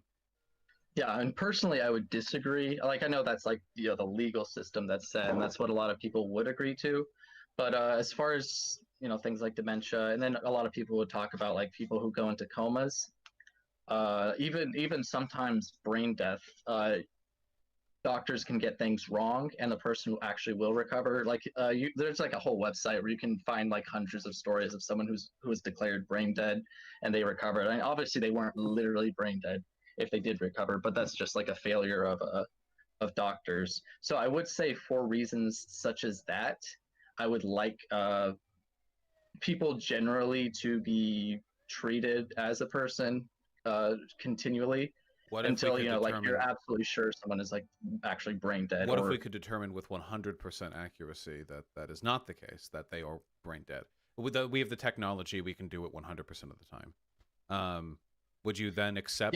yeah, if they're brain dead, then I consider that to be absolutely dead. Okay, Yeah. then yeah, a fetus in the womb would never meet my qualifications for personhood. So I would then be comfortable with 100% consistency aborting a fetus. Okay, so obviously, like at the very beginning, you talked about how personhood is pretty subjective. So, like, why is your certain position more valid than anyone else's? Because anyone can just, state their position and want that to be law, but you have to like show why your position is the most valid and the one that we should follow in our entire legal system. Well, I think the weakness of your position is betrayed in the fact that you spent time talking about the cognitive abilities of fetuses, when your ultimate argument is that merely by way of being a human being, they should be afforded these rights and protections. Essentially, what that feels to me is you're trying to hedge your bets.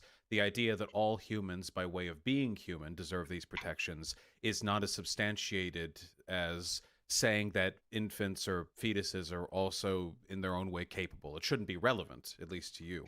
Well, that's more of a thing directed. It's very normal in a debate, by the way, to hedge your bets and to give multiple reasons and to give multiple lines of reasoning and to give multiple points to come from, because rebuttals are a thing, and sometimes your opponent destroys your argument, and if you only have one, then they only have to destroy one argument. There's a debate term called a tautology, which is where you define the debate so that you can't be wrong.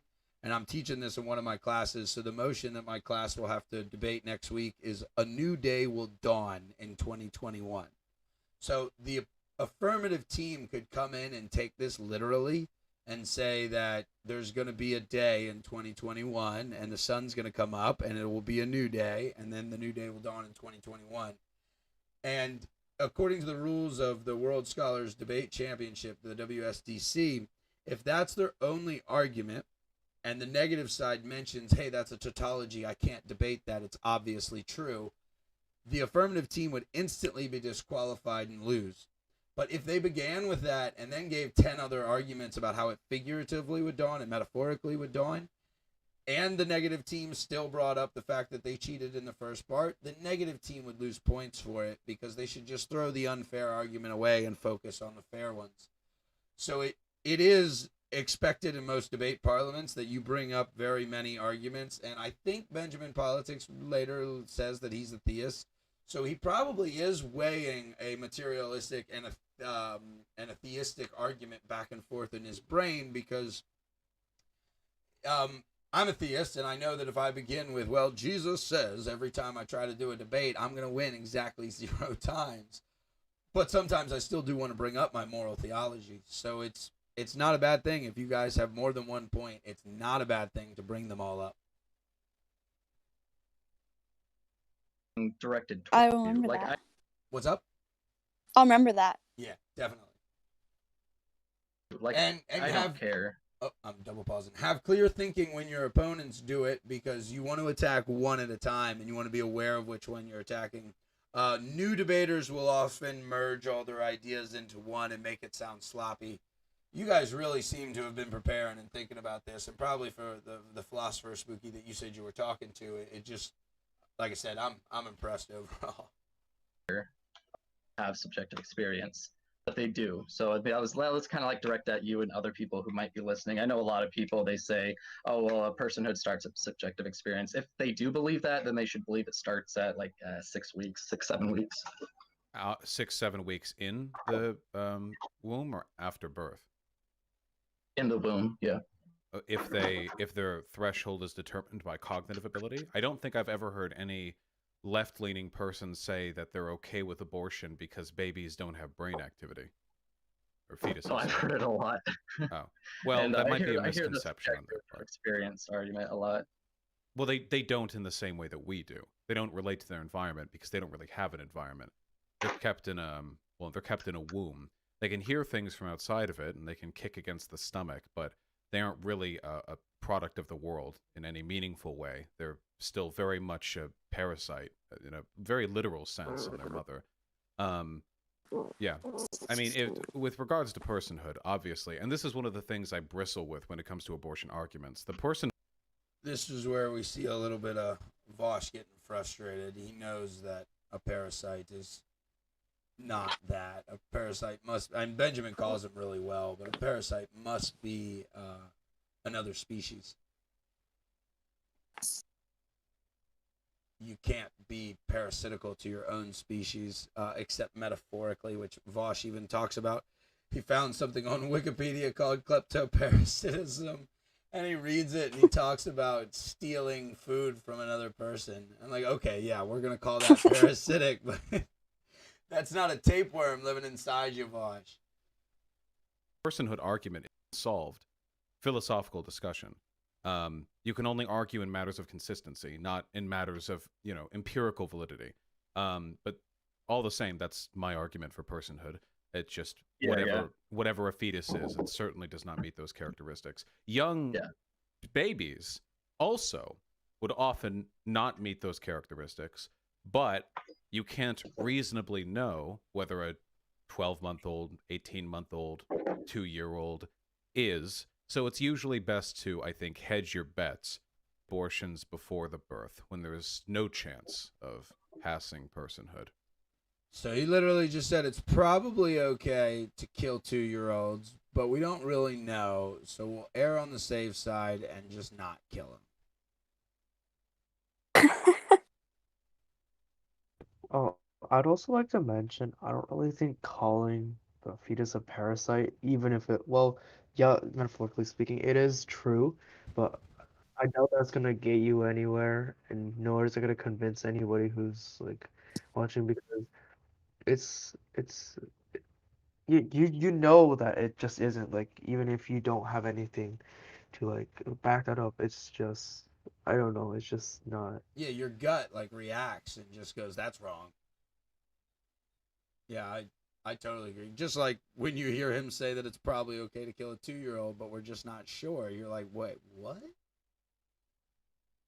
And I think Benjamin's doing a pretty good job, and he's also really respectful, and like it's delicate to talk to Vaush because he gets angry easy, and I'm really impressed with this guy. I don't know him. I'm too old to have TikTok on my phone, but I think that's his main social media platform. Have you guys heard him before this debate? I don't think I've heard him, but I've definitely heard like of him. Mm. I actually watched Vosh since I got into politics actually relatively early compared to most people. I got to him through Destiny, but Mhm. um I tend to like Destiny better. I don't know because I he like just Destiny. doesn't because he doesn't seem as edgy, and I know this is mentioned in like even his Ration Wiki, which is like his profile that he gets a lot of hate for, um, being really edgy. But like in a debate like that, it's not that it's not like really being broadcasted. I would try to look for like more conversation and not just like blood sports. And I know Right. Vosh does have a few of those conversations, but for the most Yeah. part, Actually, I I think I read. had only seen the blood sports one before this. Like I said in the beginning, this is probably the best conversation I've seen with Vosh. And it seems that when Vosh and Destiny talk, Vosh is so about his ego, right? He needs to prove that the student has overcome the master, is what it seems like to me anyway. But I would agree. I believe Destiny believes what he's saying almost all the time. And very often when I'm listening to Vosh, I just wonder, do you believe that really? Or are you just saying that to be an edgelord? I don't have a problem with people who are edgy and believe edgy things. I believe some edgy things if we got into my theology for sure. But as soon as somebody starts saying something that I don't think they fully believe and I think they're saying it for effect, they really lose me. And that's why I do like Destiny, even though we disagree about most things. I think he's an honest dude, and like you said, he cares about the discussion. Like even the conversations he has with Sargon of Akkad, and I supposedly there's like tension between them for something. I can barely keep up with all this drama, but yeah, it's just he's after a real conversation. He's not after the blood sports, as you put it. I think you're right on the money there, Spooky. We have been going for 2 hours, and in true EFAP fashion, we're only 25 minutes in. What are you guys thinking? Are you guys getting tired? We could do a part two, or we could just end it, or we could keep going. What do you guys feel?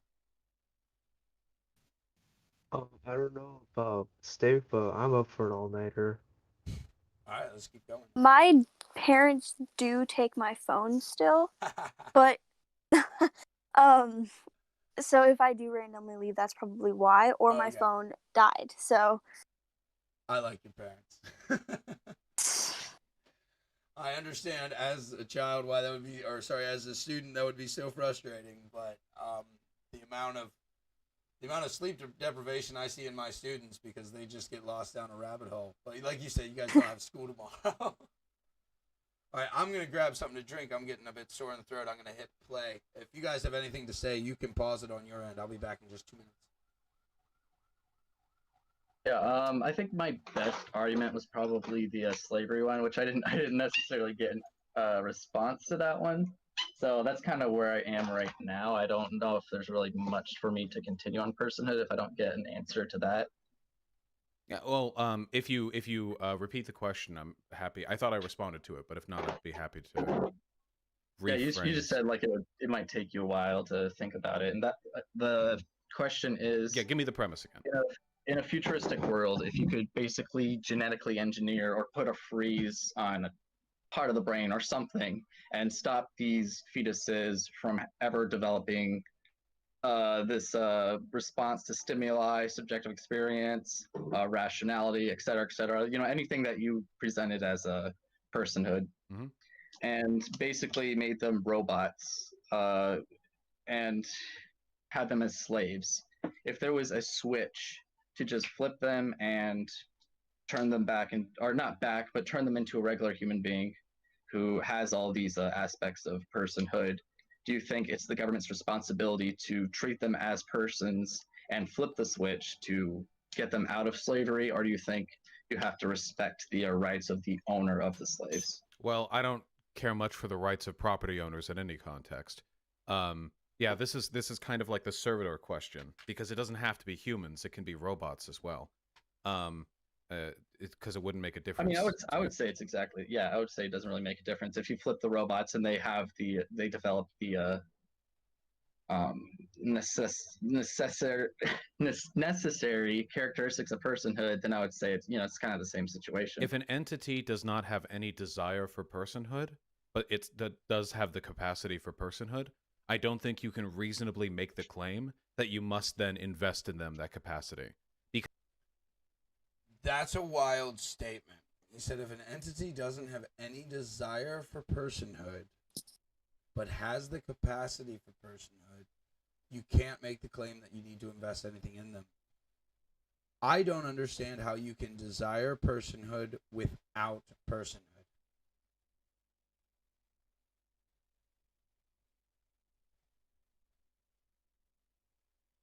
Like, we have a story about just that. Like, it's literally the story of Pinocchio, right?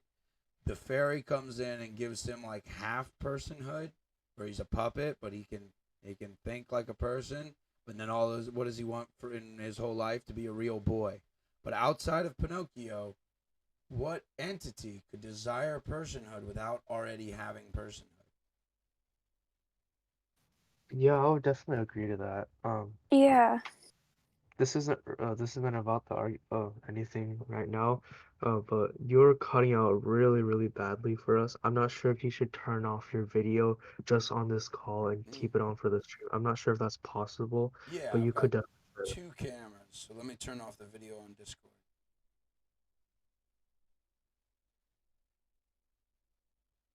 And let's see if that's better. Does it sound like I'm lagging, or does it sound like a microphone issue? It does sound like you sound like a tortured robot. You know that kind of. Yes, I No, it's not. definitely Might do. just be you. On my end, you're sounding fine. Okay. Look Spooky, at you that. want to drop out of the call and drop back in and see if that'll help? There he goes. All right. Wait, talk for a bit. Let me All just right. test it. Testing 1, 2, 3. Is that any better? Yeah, that's not looking too well. Let me drop as well and see if that happens.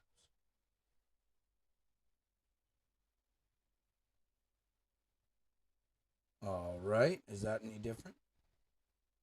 Yeah, it's better now. Okay, cool. Discord issue then, which hopefully means the stream didn't hit it. So let's talk. I don't quite understand where Benjamin's going with his homunculus hypothetical. He's talking about these, it seems like adult human bodies with no sentience because of some, we could say they lack a soul, or he's saying they're like genetically modified. But then someone has a switch that they could click and then give them their soul for a metaphorical or literal meaning, and give them their personhood. I don't quite understand the comparison. I don't understand why he's saying that. Do you guys? Oh, no. Okay. Do you have a guess, Muskrat? Like, I don't. Do you know what he's driving at? What he's trying to corner Vaush into? I think he's trying to get Vaush to admit that like that like well, I don't know, maybe we get to get him to admit that you shouldn't kill 2-year-olds, but also that maybe there is some holes in his argument that maybe he's a little stubborn to point out. I think that since Vaush doesn't really believe in, it's hard to say he doesn't believe in morality, because he obviously has something that he wants in his ideal world, but I don't know what it is besides worker co-ops. I don't think he has like a set, super strict moral Yeah, code. I guess that's it. So maybe Vaush doesn't understand his moral code, so it just seems liquid. Well, what do you guys think? If you walked into a mad scientist's house and he had 15 homunculus slaves who had no emotion, but you saw this little device that could restore them, not restore them because it'd be the first time they ever were in a human state, but could bring them to a human state. Is the mad scientist being immoral? I guess is question number one. And number two, would you harm the mad scientist to give them their their humanity? I mean, is he really immoral though? Because there is still a switch, so he would have still had to build a switch. So he obviously built the switch for a reason. I True. mean, his morals may not be great, but he obviously still has some sort of like reason for having the switch. Right, but immoral means it goes against the moral worldview, which usually means mine. Usually it means subjective. Amoral would be someone who has no morality at all. So yeah, the mad scientist could. I meant from your specific worldview, would using human bodies that have no sentience as slaves be wrong?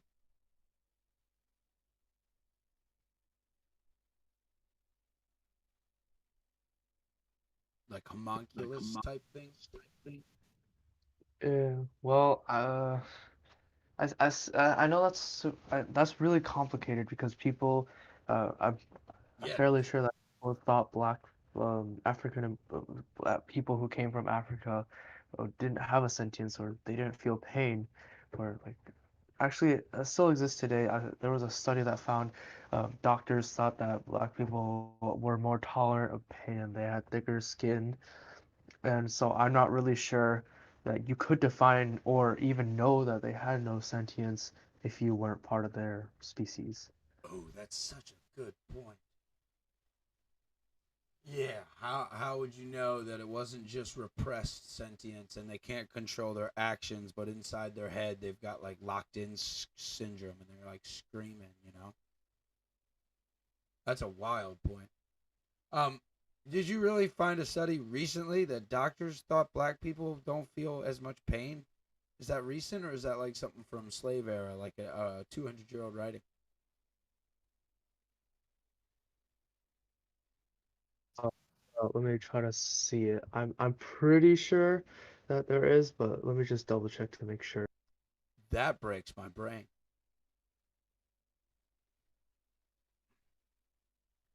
I know like the what the Jewish slave traders taught, because it's from the Talmud that black people were the sons of Ham, who was cursed by Noah's son in the Bible, and so that's why it was okay to make them slaves. I've never heard anyone argue that they didn't have sentience, but there was so much propaganda to try to justify the slave trade back in the day. I believe you.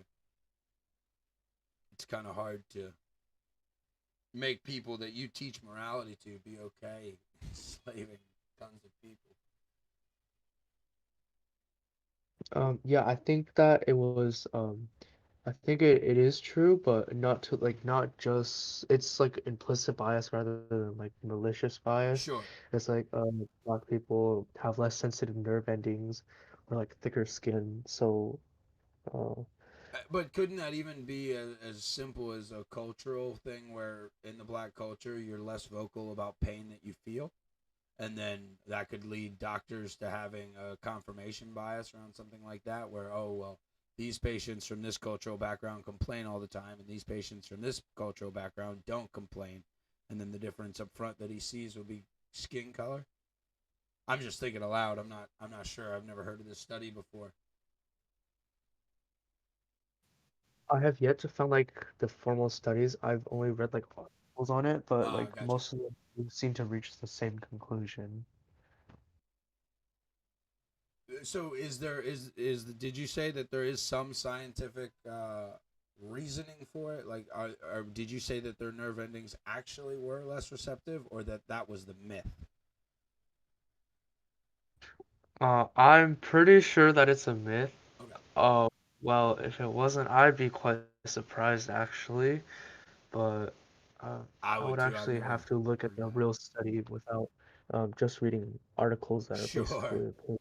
I mean, I can believe that there are different things that would cause harm differently. Like I know when I'm out without a shirt on and I've got a Vietnamese friend without a shirt on, I know that I glow red and start to physically feel pain in 30, 40 minutes under the Vietnamese sun, and they can go 10 hours and work.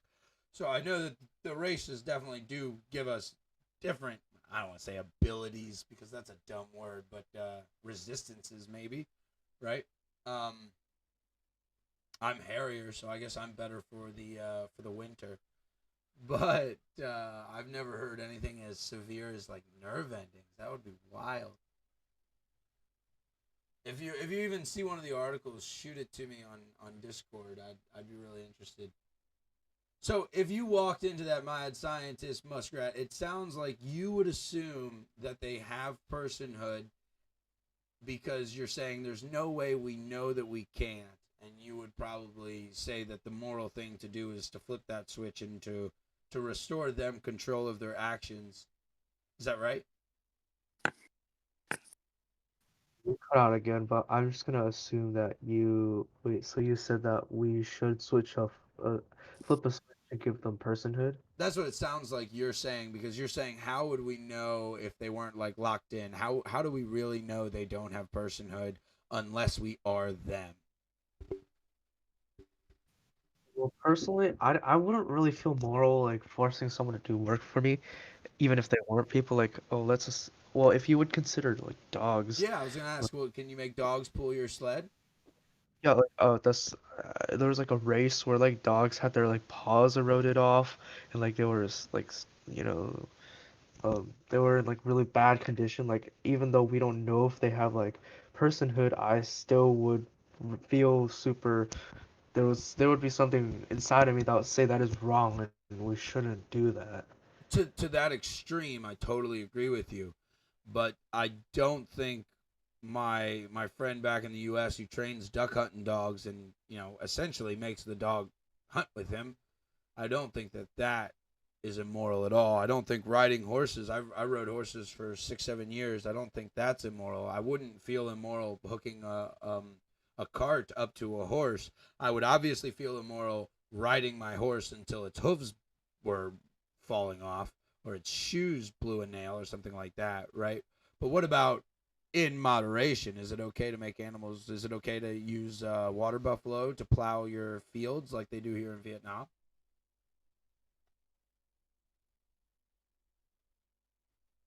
You do bring up a good point that there is like a certain line that you cross where it does become immoral. Yeah. And technically, yeah, we sometimes do use animals for enslavement, or in a literal sense, we just mass murder animals. If you think about the meat industry, at least here in America, like you get born into like a small pen, Yeah. and then a few years later, or it depends on the size, because bigger animals do get treated better usually. Yeah, they're more Um, expensive.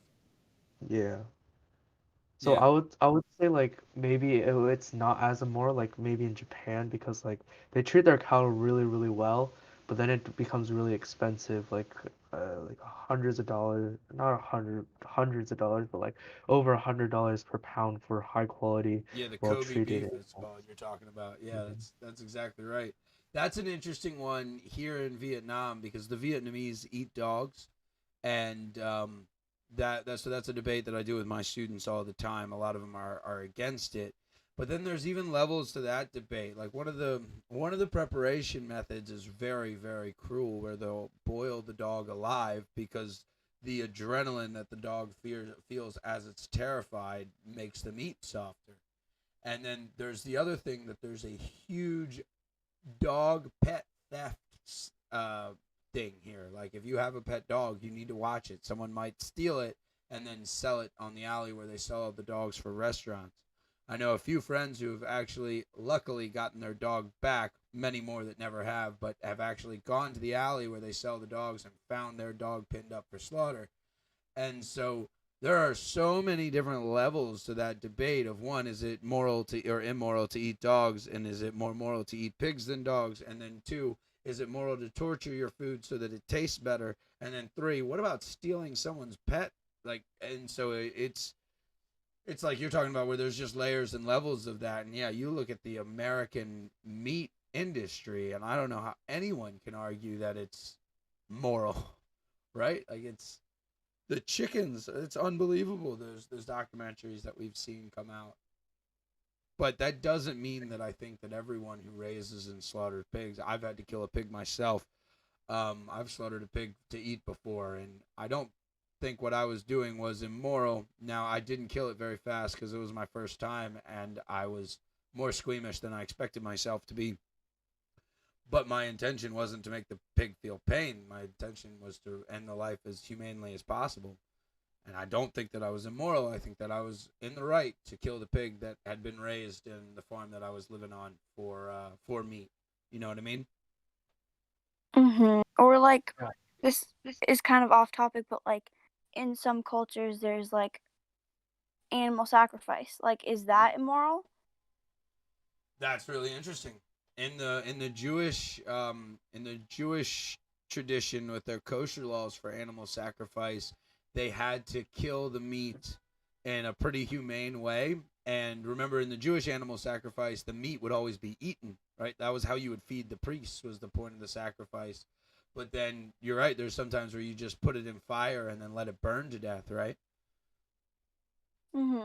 And we've even seen that in some cultures with humans where they do the same thing. And now here we are. I mean, abortion, in my view, is a form of human sacrifice, but that's way different than locking someone inside of a metal bull and then putting them on the fire, you know? So there's a lot of gray areas and a lot of different moralities in that. And yeah, we've strayed a bit far from the abortion topic, but I'm just really interested in hearing you guys flesh out your morality because it's really interesting to me. You guys are both very, very awesome students who put a lot of thinking into what you say, and it makes me happy. All the old people who are talking crap about America's youth, I guess they're wrong, or you two are really unique. I'm not sure. All right, let's keep rolling. You guys can pause anytime you want to say something. The degree to which you must exert effort to give them that sentience, to give them that personhood. So say, for example, you could flip a switch to turn a slave into a man, whatever, using poetic language there. Fine, great. You'd want to switch it into a man. Well, if it was just fine being a slave, if it had no desires or interests whatsoever in any direction, as a matter of fact, as a slave, then the decision to turn it to a man would essentially be the same decision as to produce a child as a birth, the way we do. We spontaneously create consciousness where none existed previously. And I don't think I could ever hold a person accountable for not having birth. So yeah, essentially it would come down to the extent to which the servitor would be capable of even like desiring or understanding consciousness. If it has in any capacity whatsoever feelings, thoughts, preferences, desires, anything even remotely related to human sentience, then yes, I would say that that in that case there would be a responsibility to grant them whatever autonomy they desire. Yeah, I would just fundamentally disagree. I would just say if someone has the capacity for these characteristics and for rational thought, in my case, that would be the capacity for rational thought and acting ethically. I would say that they do have rights, so you should flip the switch and take them out of slavery. Because even if they don't have the will at the moment, it's not their fault that they don't have the will. It's either, in the case of the fetus, it's because of time, and in the case of the slaves, it's because someone imposed their own will on them. And I would say in both cases, it's much more ethical to grant them personhood in the beginning. Do you think people should be obligated to birth children? What would you mean by that specifically? As opposed to not. Like you have to fuck and produce a child and raise it. Do you think people are obligated to do that? That it's immoral to not do those things? I wouldn't say it's immoral to not have a child, no. Okay, I was just curious. Because in both instances, you're making it's a matter of personal decision as to whether or not you're willing to commit to bring a consciousness into existence. Whether you flip a switch from a servitor to a man, or go through a 9-month process of birthing a child. In both cases, it's effort expended to produce a willful consciousness, Yeah. seems a pretty distinct difference between creating both the physical and the conscious form, as opposed to where the physical form already existed and then adding the consciousness to it. I don't see where Vaush is going with this. I've never heard anyone except that dictator in Romania we were just talking about say that women must create babies with regularity. Just seems like a straw man to me. Yeah, I'm not completely understanding where he's going either. No, they lost me for a bit with the homunculus human robots. Yeah. Yeah, because there's not like an actual individual being there at this time with that natural capacity. Like, I mean, beforehand you have like the sperm, which the sperm doesn't develop any further. It's just a sperm and it dies as sperm and it carries information. So there is really no being there and nothing with that natural capacity to achieve rational thought. Okay, well. See, I mean, I would just say it's like a Right, a but fundamental the slave disagreement. wouldn't either, right? If the slave is completely subjugated, in the sense that it has no consciousness, no free will, no free thought, no emotions, nothing, no preferences, would the servitor or the slave, whatever, would it not be just as much void in an ethical sense as an unborn child? I wouldn't say so because wait, are you saying as an unborn child? As a Yeah, non-existent child? No, because there. This is a Vaush thing as well, where he I mean, he's not the only one that does it, obviously, but where he recorrects himself, but then says something completely different, and it really can put you on edge in a debate when you're trying to be really articulate and hyper focus on language. Like, the difference between an unborn child and a non-existent child is everything. It irritates me a bit. And it does possess the capabilities to have these rational thoughts or whatever.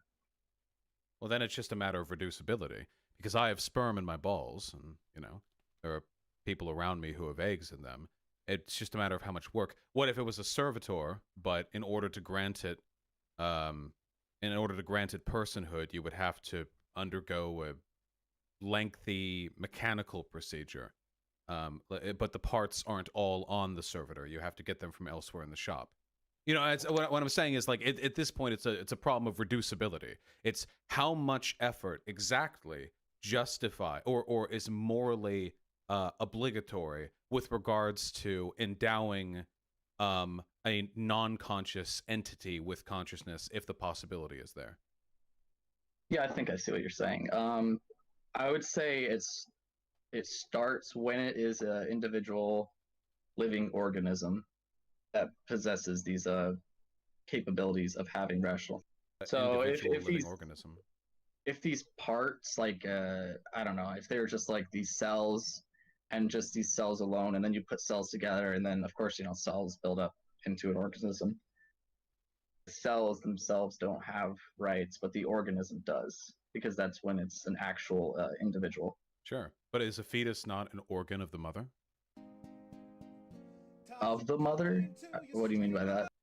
And there's another dishonesty. The difference between organism and organ are very, very severe. Just because they sound the same in the beginning doesn't mean it's the same. He's talking about an organism. The fetus has its own unique genetic code that's defining how the cells act and what the cells are creating. How the other guy said, like, individual organism, like, it's not its own individual organism because it's still inside of the mother, so... It is its own individual organism because it has its own genetic code. So okay. The cells are all reacting together in one thing with a purpose. That's why stem cells are so powerful, because they're cells that have been unpurposed. But what they're doing is they're reading from the DNA of the child and then fulfilling their purpose. So that's what, from my biologic understanding, which I'm not an expert in that, I'm much more into the other chemistry and physics sciences. but from my understanding, once it has its own DNA code that instructs the cells how to behave, they become an individual organism. You're right; it's still within the mother, but that's just because of the nature of us as mammals. It has its DNA code as soon as it's a zygote. I think I'm not positive on that. It might be right after. No, yeah, you're right. I was just confused the definition of organism with something else. And then he's saying it's an organ, but my organ, if you took my kidney out, it has my DNA. Yeah. What do you mean by that? Look, the fetus is by no means autonomous individual See, entity. Ben never said autonomous. And Vaush is just putting that in there. Ben said individual, sure, but autonomous and individual have their own words.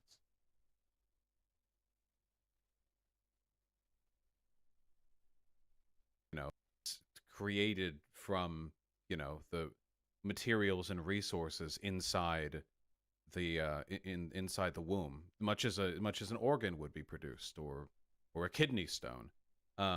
It's completely biologically dependent.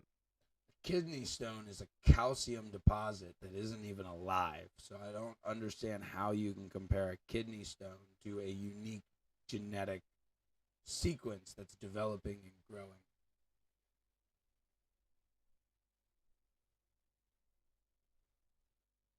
On the mother. So I'd say in that argument, if we're talking about the irreducibility relies on an entity being singularly capable of achieving consciousness, then a fetus certainly doesn't have that. You extract a fetus from the womb and it plops onto the ground, and it won't be experiencing anything even close to a conscious experience soon. I mean, if you don't do anything to the fetus, it's going to develop and it's going to have these rational thoughts eventually. I mean, probably it will most likely have these rational thoughts. You can't make an absolute claim that it will, but generally, that's what happens. Well, with intervention, because it needs the resources of the mother. Yeah, I mean, just like you're dependent on food and other stuff, you're dependent on the animals and the plants you eat. I don't necessarily see that as like a big distinction, really. Well, there's a pretty big difference between the dependence I have on whatever food I buy at the grocery store and the dependence a fetus has on the resources provided to it through the umbilical cord. Yeah, I mean, I would say a child has whoever is the guardian or de facto guardian of a child, they are responsible for providing food and shelter for them. And if in this particular case, the food and shelter has to be in the womb, then yeah, I would say that she's responsible for that. I see. So do you think that if a mother eats poorly and this causes a miscarriage, that would be the same as murder? What do you guys think about that question? I think Vaush is strawmanning Benjamin a little bit, because I'm sure no reasonable person would think that it's the mother's fault, unless, well, she didn't really intentionally, but um, I mean, if you really were serious about that life, I guess you would call it manslaughter, Right. but I'm just not really sure about putting restrictions on what you can put in your body.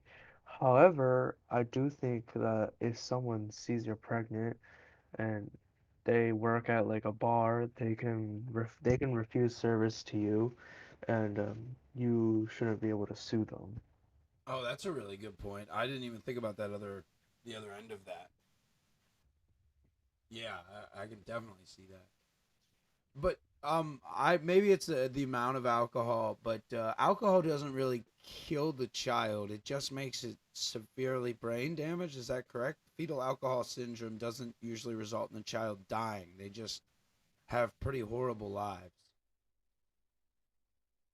If you take copious amounts or like drink copious amounts of alcohol, it can, That but makes it sense. takes a lot of alcohol. That makes sense. So I mean, I think from what you were talking about, mistake, because you put a lot of weight into the quality of life. You would argue that drinking the amount of alcohol that it takes to give your child fetal alcohol syndrome, in which they have a very low quality of life, would be more immoral than an abortion. Is that correct?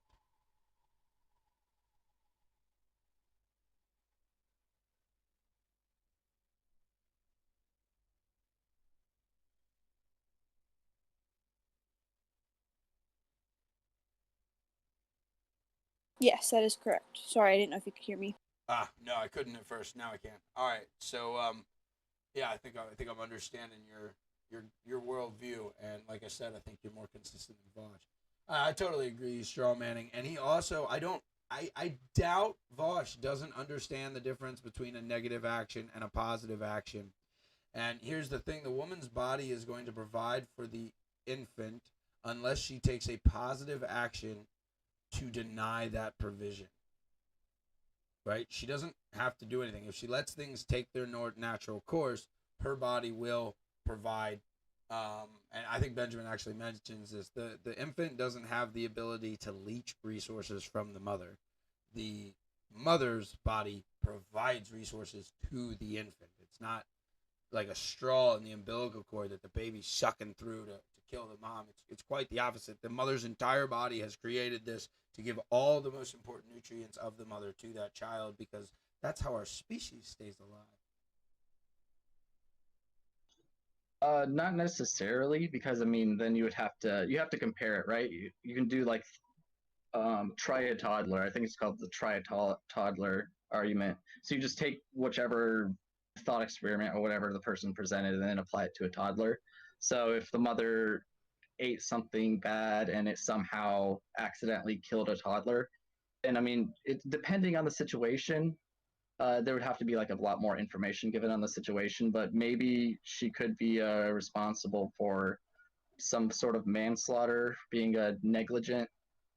And right now we already punish parents for negligence to their children. So they're born children. Maybe if she, yeah, but I personally I don't see a difference. So I'm talking about from like my point of view. Yeah. So I wouldn't say murder. I have to ask, but do you really not see a difference legally and philosophically between a born child who can tie their own shoes, memorize the names of the people around them, go to school, and straw manning again? Ben was talking about the difference that 30 minutes can make of before they're born and after they're born, and now he's going to 10 years. They can tie their shoes. How old are you when you learned to tie shoes? 5, 4? I don't remember. I was like 7 because I just didn't want to learn. I rocked the Velcro shoes very long, and then I had. Oh yeah. They probably don't have them anymore, but they used to have these laces that were like squiggles, and then you could pull them, and they would automatically tighten, and then you could just let go of them.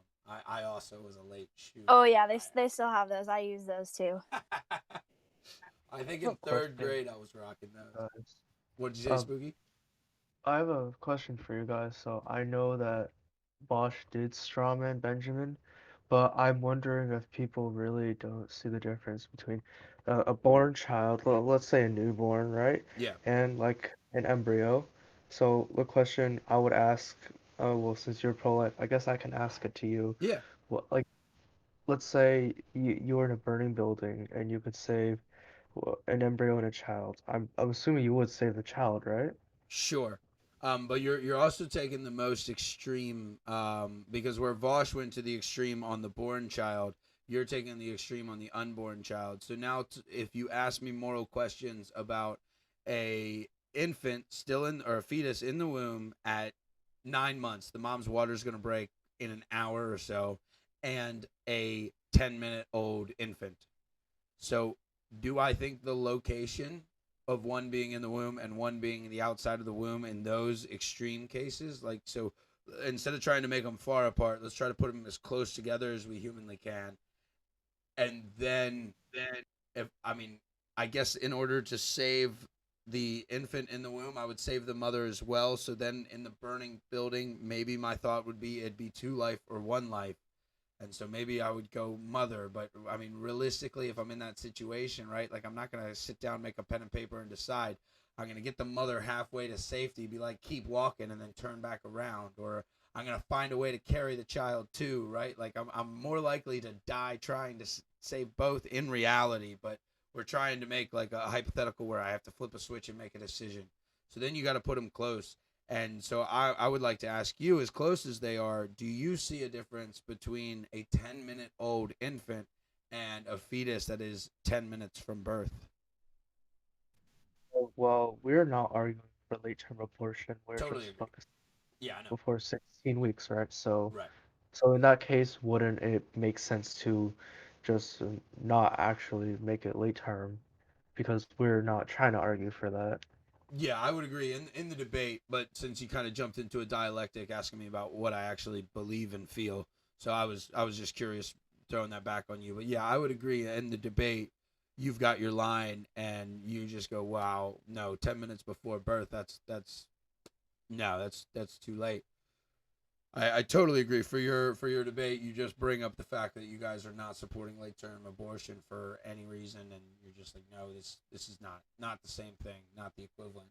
And then when you go to um, the embryo is an organism, right? It's multiple cells.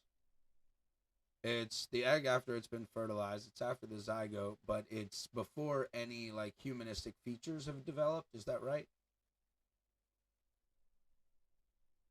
Or could you repeat that? My internet is not cooperating. No worries. I was just reminding myself the stage of the embryo. That's like the first 2 weeks of pregnancy, right? Well, we don't really have to say embryo. We could say whatever it is called at 16 weeks, right? I go. Like, let's say like specifically that, like like if like just specifically that, like no other thing. Like let's say it was in a box and it was gonna survive. So like it had the resources. It's gonna make it to what we would call birth. Hmm. What would you like a I don't know the word. Would you make those equal? I can't think of any moral differentiation I'd be able to have. So like the situation that I just understood you built for me is we have a 16-week old fetus in a mechanical incubator that if left on its own device, the mechanical incubator would care for the child and it would be viable. And we have a toddler, a 2 year old, and I had to burning building. I could only save one. Um, I can't think of how I would make the decision because I don't have a moral way to say which one's more valuable. I honestly think I'd be more likely for all three of us to die trying to save both. Just I don't think I'd be able to make the decision. I don't know anything I could go back on.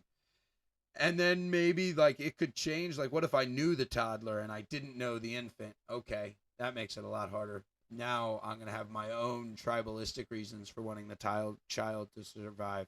What if they were both my children, but I had a strong emotional attachment to my 2 year old child because I've known them for 2 years, whereas the infant, the 16-week old infant, I've never had a conversation with, right? So I can see a lot of emotional things helping me make that choice, but I don't think there's anything in my morality or my moral worldview that would let me decide the 2 year old's more important. And in my own moral worldview, I'd probably decide they're both more important than me, so I could give my own life to try to save both. I don't know. You're building a really difficult one that I don't think I have a clear answer for. Huh, that's really I find your answer pretty interesting because I'm not exactly sure the way you think, but I don't know. I think I would probably say the 2-year-old child just because I can see it and I can hear it crying and Mm. that I mean I guess But that that is a would be reason, but emotional, right? The hearing it crying, the hearing the 2 year old scream because of the pain of the fire, that would build an emotional response in me. So I said I might be able to do it based on emotion, not morality. I suppose that's a fair point. I see where both of you are coming from. Like, What are your thoughts? especially with the like giving up your own life to try to save both of them. But then again, I feel like because if, say, the situation actually did happen, then I feel like your emotions are going to take over. And if this 16-week-old is just in an incubator, it is just sitting there like in an incubator. It has no emotion. Your emotions are going to take over, and you're going to save the 2-year-old. Like, I would say I just feel like that's a given. Probably pretty realistic, especially like if the incubator was shielding the baby temporarily for the heat so that baby was just asleep and not knowing what's going on, and the 2-year-old was asking me to help it, right? Like, oh man, think about that. The fact that the 2-year-old can look at me and ask me for help, and the baby in the incubator can't. How do you tell the 2-year-old, no, I'm going to save the baby in the incubator, or wait while the 2-year-old's screaming? Like, yeah, I think you're very right that when we look at it from a realistic end, that hypothetical, my emotions will supersede, and I'm not going to have a time to sit down there and think about my worldview, am I? I'm going to react. And I think you're probably right that there are a lot of things that the 2-year-old could do to make sure that my emotions took over. And I've worked with 2-year-olds before. I taught kindergarten for a little bit, and it's okay, that's older than 2 to be fair. But the children are not unaware that they can make emotional responses out of adults, even at 2 years old. So I think you're very, very accurate mistake in a real situation. Now, could you put me in a control room where I'm controlling everything by buttons and it's very apersonal, and I'm just have to make decisions based on morality? Like I said, I don't know. But I think you're right. In reality, if there was a fire burning, my emotions will supersede my philosophical morality. Would the child being able to give you that emotional response basically prove that there is a difference between an unborn fetus and an already born child? Well, there's a difference between men and women, but that doesn't mean I think men are more important because they're physically stronger in most scenarios. So there definitely obviously is a difference, and I'll admit that really clearly. But the question is does that difference correlate to a change of value? The idea in the burning building is I'm supposed to save the object of the most value, and now you're making me just decide between two human beings that are obviously different, but in my morality would have the same value.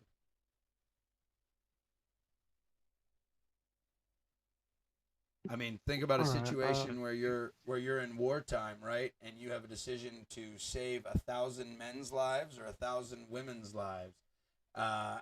Excuse me, I don't know why I pluraled those doubly with the S. Well, 1,000 lives of men or 1,000 lives of women, and you're like, well, we're in war.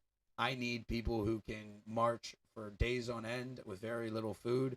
I need people who can move heavy objects. So right now, men serve a higher utilitarian value to me. So then would there be this error that because you're in wartime and men might be more important because if you lose the war, then both your men and women are dead. But if you lose these 1,000 women but win the war, then there will be more women later in your nation. So you're totally right. There's a difference, but what I'm saying I don't think there is there a difference in value because of the difference in physical attributes. Does that make sense?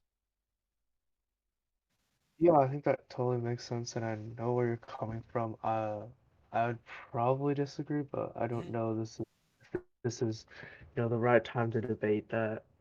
Oh, I mean, I don't mind at all. We're kind of half dialectic, half talking about VaushV's debate, and then a little bit talking about your debate too. So feel free going wherever you want. But to put things like in perspective from my worldview, I think that this life, this physical life, is temporary and not very important, and the afterlife is what's more important. So that's why it wouldn't be hard for me to decide to give my own life up in that kind of moral situation, because I think I've secured my spot in the afterlife already, where the children haven't. So the very fact that my spirit, I think, is eternal, and I think that I'll live forever in eternity, makes my physical body less valuable. Can I bring up something about that? Sure. I'm not trying to. I don't mean any disrespect towards you or your religion or anything. No. Ask. But as a Christian, don't you believe that children are innocent and that they have secured their own place in the afterlife. So by that logic, wouldn't the 16-week-old still be able to move on? I'm not saying that, like, I think you understand what I'm saying, but Yeah, I do. when You're asking the old question that when children die, do they go to hell, right? So I think I would go to Matthew 25 as my own reference for understanding this, where Jesus talks about people who do come into the afterlife who never knew Jesus. And they specifically say, Jesus, I never fed you, I never met you. And he's like, well, that's not exactly true. So I think you're probably right. I don't have any real understanding or knowledge of when the soul comes into the human being, which is why I assume it happens at fertilization. So if I had a place in the Bible that could tell me that the soul comes in to the human being at 18 weeks, then my feelings on abortion would probably dramatically change. There's a difference in the hierarchy from the Christian view, though, where those who actually serve Christ are of a priesthood, and those who don't are just in the New Jerusalem. So I certainly wouldn't think that the 16-year-old would get eternal damnation. Not that I really believe in hell, because it's not really in the Bible. But, yeah, I see your point there. And I wouldn't know when the child also becomes culpable enough for their own actions that their sins could bring them not hell, because that's not in the Bible, but just death, right? Sinners in the Bible, their spirit dies. And those who are chosen to live with God, their spirit doesn't die. There's no like eternal torture that the Catholics talk about. That's not in the Bible. So I don't believe in that. So I think the option would be, would their spirit cease to exist, or would they be in the New Jerusalem, just not as priests? And I don't have clear understanding of there. I would probably err on the side of second, that I think that their spirits would be in the New Jerusalem, but I don't really know. And so I would want to give them every chance, I think, would be my thinking, because that's not something that I clearly understand. It's not something that's been told to me or taught to me by the Lord, and the Bible doesn't speak of it enough for me to reference. Okay, that makes sense. I was just wondering. Yeah, no problem. I'm enjoying the conversation in every facet. Passingly, Ben does handle the straw mans very well. He's incredibly respectful the whole time through. He doesn't get emotional or upset. I was really impressed by him hanging with Vaush here. and organ attached to the inside of a body that is not yet breathed air. I mean, I understand, of course, they're the same species, but I feel like in many senses, these are very distinct things. I mean, I see a difference between you and a 2-year-old, right? I mean, I see difference between different levels of development, but overall, I think everyone has the same basic rights, the same right to life. So, I mean, if you're saying, do I see any difference? Like, of course I see a difference, but not in every way. All right. But in what capacity, then, if we're to switch more to legal arguments, is there any justification for prosecuting people based on their decision to consume food or alcohol? Now, obviously, you can consume alcohol and then drive a car, and that's illegal for its own reasons. But when it comes to an individual's right to singularly consume what they want and do what they want with their own bodily autonomy, legal precedent for denying a person those Yeah, we can go here. I have actually 2 arguments here that I can use. So number 1 would be another thought of experiment. So let's say there was this pill, and when you take this pill, at first it's fine, but eventually this pill will give off a radiation that will harm those around you. Now, I absolutely, I strongly believe in body rights. You shouldn't impose things on people's bodies for the most part. People should be able to consume what they want. But in this case, you're taking something that is going to at least eventually directly harm someone else. So I would say that should be illegal for someone to take that pill. Even though, if they want to take weed or cocaine, whatever, fine, you can do that if you're just doing it to yourself. Okay, I don't care. But if you're taking something that is going to harm someone else, then I think that's kind of where I have to draw the line. Well, someone else. Legally, we don't assign those same rights and protections to fetuses. So any Yeah, argument. I mean, it doesn't care what we assign right now. I'm talking about, like when you went to the legal argument, this kind of you kind of have to assume that they have these legal rights, right? Because you're Well, no, talking because about that how would I presupposes the impose the validity laws? of your argument. I don't think they have the same legal rights. You don't have to think my argument is valid. You don't have to think that they're persons. But when you go to the talking about law or talking about body autonomy, just for like the sake of argument, you kind of have to assume that they're persons. Or then you're just going to keep going back to the personhood debate. Well, sure, but yeah, because I think the personhood debate is much more. Do you understand what Ben's trying to say there?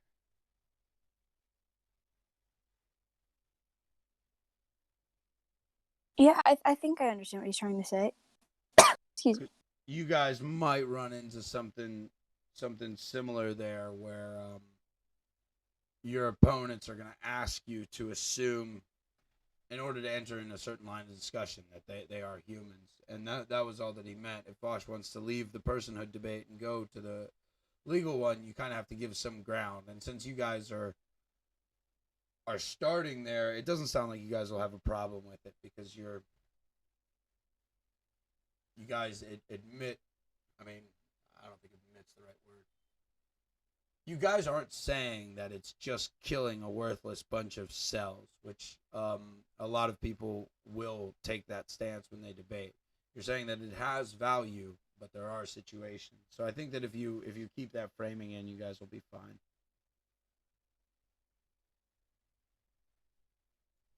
Is much more than the bodily autonomy debate. But when it comes to your hypothetical, you take like a pill, that emits radiation that damages the people around you or whatever. I don't even know if that would be illegal in America. Right now, I mean, you can smoke in America. Secondhand smoke kills a lot of people. And I'm against secondhand smoke doesn't kill a lot of people, by the way. The study Oh, from it doesn't. this study from the 60s and 70s that they got that all from, almost all of the test subjects who were children whose parents smoked, almost all of them started smoking as well, and then they got lung cancer. So the reality is secondhand smoke greatly increases the chance that your child will smoke. If you smoke, the chances of your child smoking are much, much, much higher, obviously. But there's no case that I've ever found that secondhand smoke has caused someone to have cancer. I did a lot of research on that when my granddad died of cancer, because the doctor told my grandma that it was her fault. She hadn't smoked in like 30 years. I was like, what the heck would you tell that woman that for? It made me so angry. But yeah, in reality, secondhand smoke isn't quite as deadly as we've been told. against imposing your smoking on someone else. If you want to go smoke in private, but if you're like smoking in your home, and that's a great argument for me, actually. If you're smoking in your home and you're killing your kids, like that's kind of messed up. My dad has lung problems because his parents smoked all the time. Like that's something that can affect someone throughout their whole life. I think kind of to a certain extent, secondhand smoking should be. it is messed up, but it's not illegal. I think it should be. Yeah, sure, I mean, it's not right now. Well, we're talking about legal precedent when we're talking about the argument for bodily autonomy. Yeah, I mean, there's certain things that are illegal. We're just talking about the laws right now. Then there's not really any argument to be had, because we can't, change the laws right now. We're going to be talking hypothetical Well, sure. laws. I'm just saying that right now our laws on abortion are in line, generally speaking, with our laws on the subject of bodily autonomy. And in order for us to change those laws, we would have to, it wouldn't just be abortion, we would have to massively shift our social understanding of the relative rights of the individual. It's interesting you're arguing against individual rights here as a minarchist. The rights of the individual against sort of the collective responsibility to society. I mean, I don't think killing someone is an individual right, really, but I can argue from that point too, because then I'll ask you the hypothetical, if I may. Okay, if you through some accident have it such that you must have your body chained to another for 9 months, and that if you pull away from that, that person dies. Do you believe the decision to live autonomously for those 9 months rather than to be chained to them Do you think this is murder? Do you think this is killing this person? That's a wild hypothetical. So what do you think about that? Some accident happens, and then because there's no other equipment available, right? Let's say your liver is being used to clean the blood of someone else's body. And so if you disconnect that for 9 months while they wait for a new liver, the other person dies, and they're just as sentient as you are. So they're your age. What? Oh God. It's such a straw man, but it's still kind of an interesting question. Doesn't that just go back to the positive, negative thing you mentioned? Pretty much. If you made an action in which case you're the reason that they're bound together, like if the accident was caused by an action that you made, that's how my thinking would be logically organized on it. That's exactly right. You have to make a positive action to disconnect them, which would harm them. And honestly, I don't think it's a great argument that saying, well, if you had to be inconvenienced for 9 months to save someone's life, would you even bother? I mean, most pro-lifers are going to say yes. I mean, especially if it's Like- personal. Go ahead. Taking that hypothetical, is the person's blood that's, like you said, your liver, is the person's blood that your liver is filtering, is that affecting you in any like negative way? I think the way that Vaush built it, the only way it's affecting you is like not health-wise, but freedom-wise, right? Like you have to walk around close to this person, and that's inconvenient, and that's annoying, and you lose your privacy, things like that for 9 months. But no, I wouldn't say that it's actively harming you. I think if your liver doing the job for 2 people means that you're going to die 20 years earlier, I think that the analogy falls apart. I agree. I also don't really like how he set it up, because pregnancy isn't just like, oh, well, you're pregnant for 9 months, congratulations. Like, no, it does a lot more than that to your body. True. Yeah, that's very true. All right, I'm gonna keep playing. My boss is having a problem with email, and I am the de facto IT guy. Well, we You're all kind of have to good. break this down a bit, because I don't think this is quite a good equivalence to pregnancy. Because first of all, I didn't. You said what? Like an accident? Like this isn't really something I meant to do or whatever. Something I did that caused this. Is that what you said? Mm-hmm. Oh, I don't think it's relevant one way or another. Even if you Like, deliberately did it, people have sex, of course. Okay. Do I have the right to stab them? To stab them? No, because they have Yeah. personhood. I mean, like if I'm assuming from my position that the fetus is a person, then I don't think they have the right to stab the fetus. Well, do you have a right to Or kill the disconnect your fetus. body from whatever tubes are keeping them alive? In that case, I would say we have to kind of do a more direct comparison. So I have like a few examples of my own, if you don't mind, in thought experiments. Sure, but do you have an answer for that? If you have tubes connecting your blood to the blood of somebody on dialysis or something, they need you for a long time to survive. They need your clean blood. Would you consider it murder or even manslaughter to decline, to say no, I do not want to do this? No, I don't. Okay. Yeah. So, but Really don't like the comparison he's making. I don't know why, just something about it I just don't like. What? I know you said you don't know why, so I don't want to just ask you why, but can you elaborate a little bit more? Can you say what's making you uncomfortable? Do you think it's devaluing the role of the mother, or do you think it's I just feel like it's doing that. It's also like, I think he's trying to. I am pro-choice, but like I think he's trying to sway it more towards himself. But by doing that, he's just making the opponent's argument better.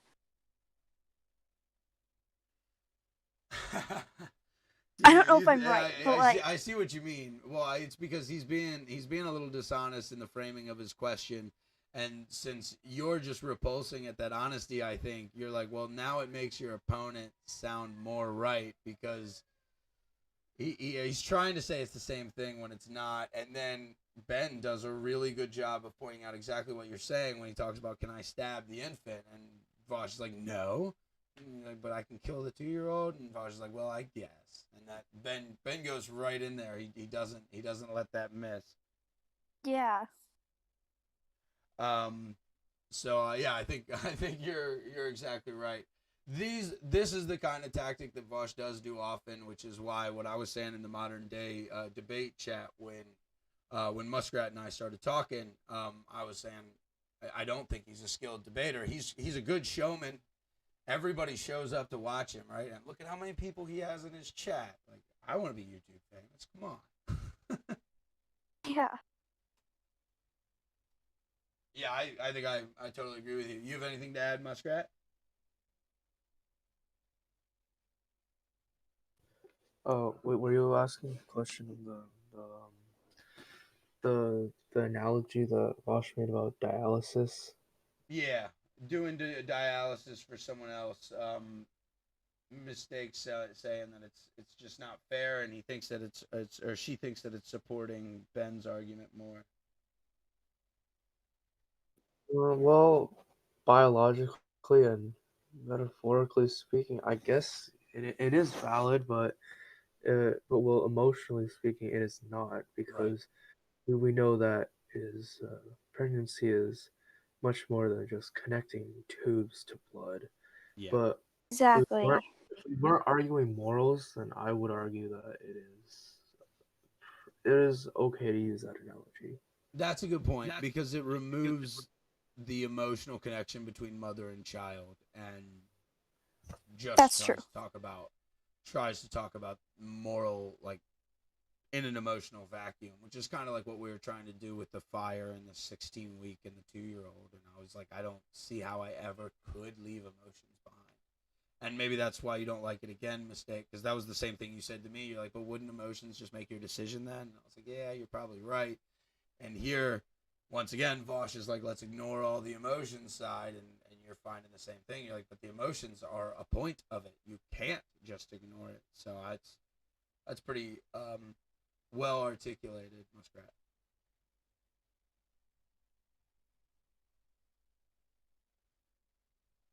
But like that's a very good direct comparison. So I have two different things I could give. The first one, it kind of is about the obligation someone has, and that would be, if you had like a machine in your house, and you can go to it and push a button, and it might give you like a pleasurable experience, or maybe it gives you candy, whatever. It's a great machine. Go push it anytime you want, but you know that there is a chance that sometime a baby can pop out of that machine. And one day you go and press it, you get your candy or whatever, and then a baby comes out. I don't think you can just go, oh well, I didn't want this baby. I just wanted the candy, right? Well, I we're mean, I not knew the baby talking would about appear, aborting but I don't want babies. the We're candy. talking about So, aborting fetuses. I mean, I think they're equivalent. So I'm Okay, talking from well, my right. perspective, But right? you can't legally, we can't equivocate these things because we're talking about bodily autonomy. So obviously, if a baby is not attached to your body, their Well, autonomy has nothing to do with there's your no bodily. sense, and there's no sense to your thought experiment because you're talking about an adult. Like, at least in my end, Oh no, I'm talking like more I'll talk. I can talk about a fetus, but if my body is hooked up, like my tubes running my blood to a little baby, like somehow they've grafted a fallopian tube from the baby's belly button onto me or something. Oh yeah, absolutely. That's not what a fallopian tube is.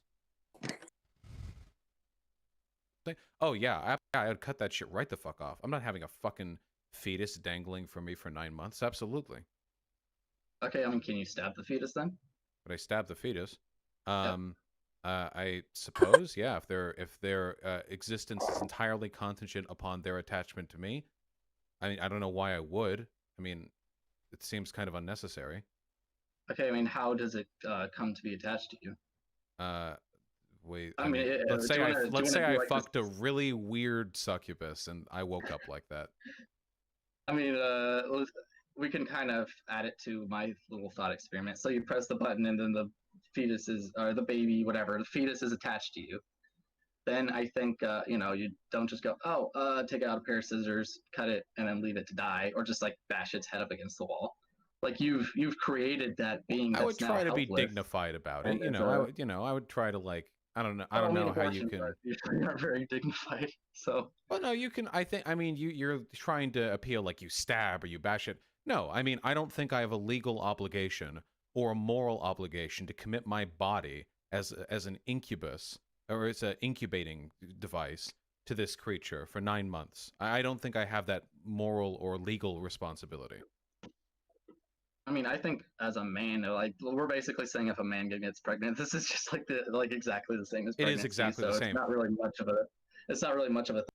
I don't think it's that simple because I think there's a lot of chemical. Maybe chemical is not the right word, but I think it's hormones. There's a lot of things that happen in the woman's body that make her emotionally attached to this, or there wouldn't be, what is it called, post-abortion syndrome? Is that the right term for it? What is it called? I think so.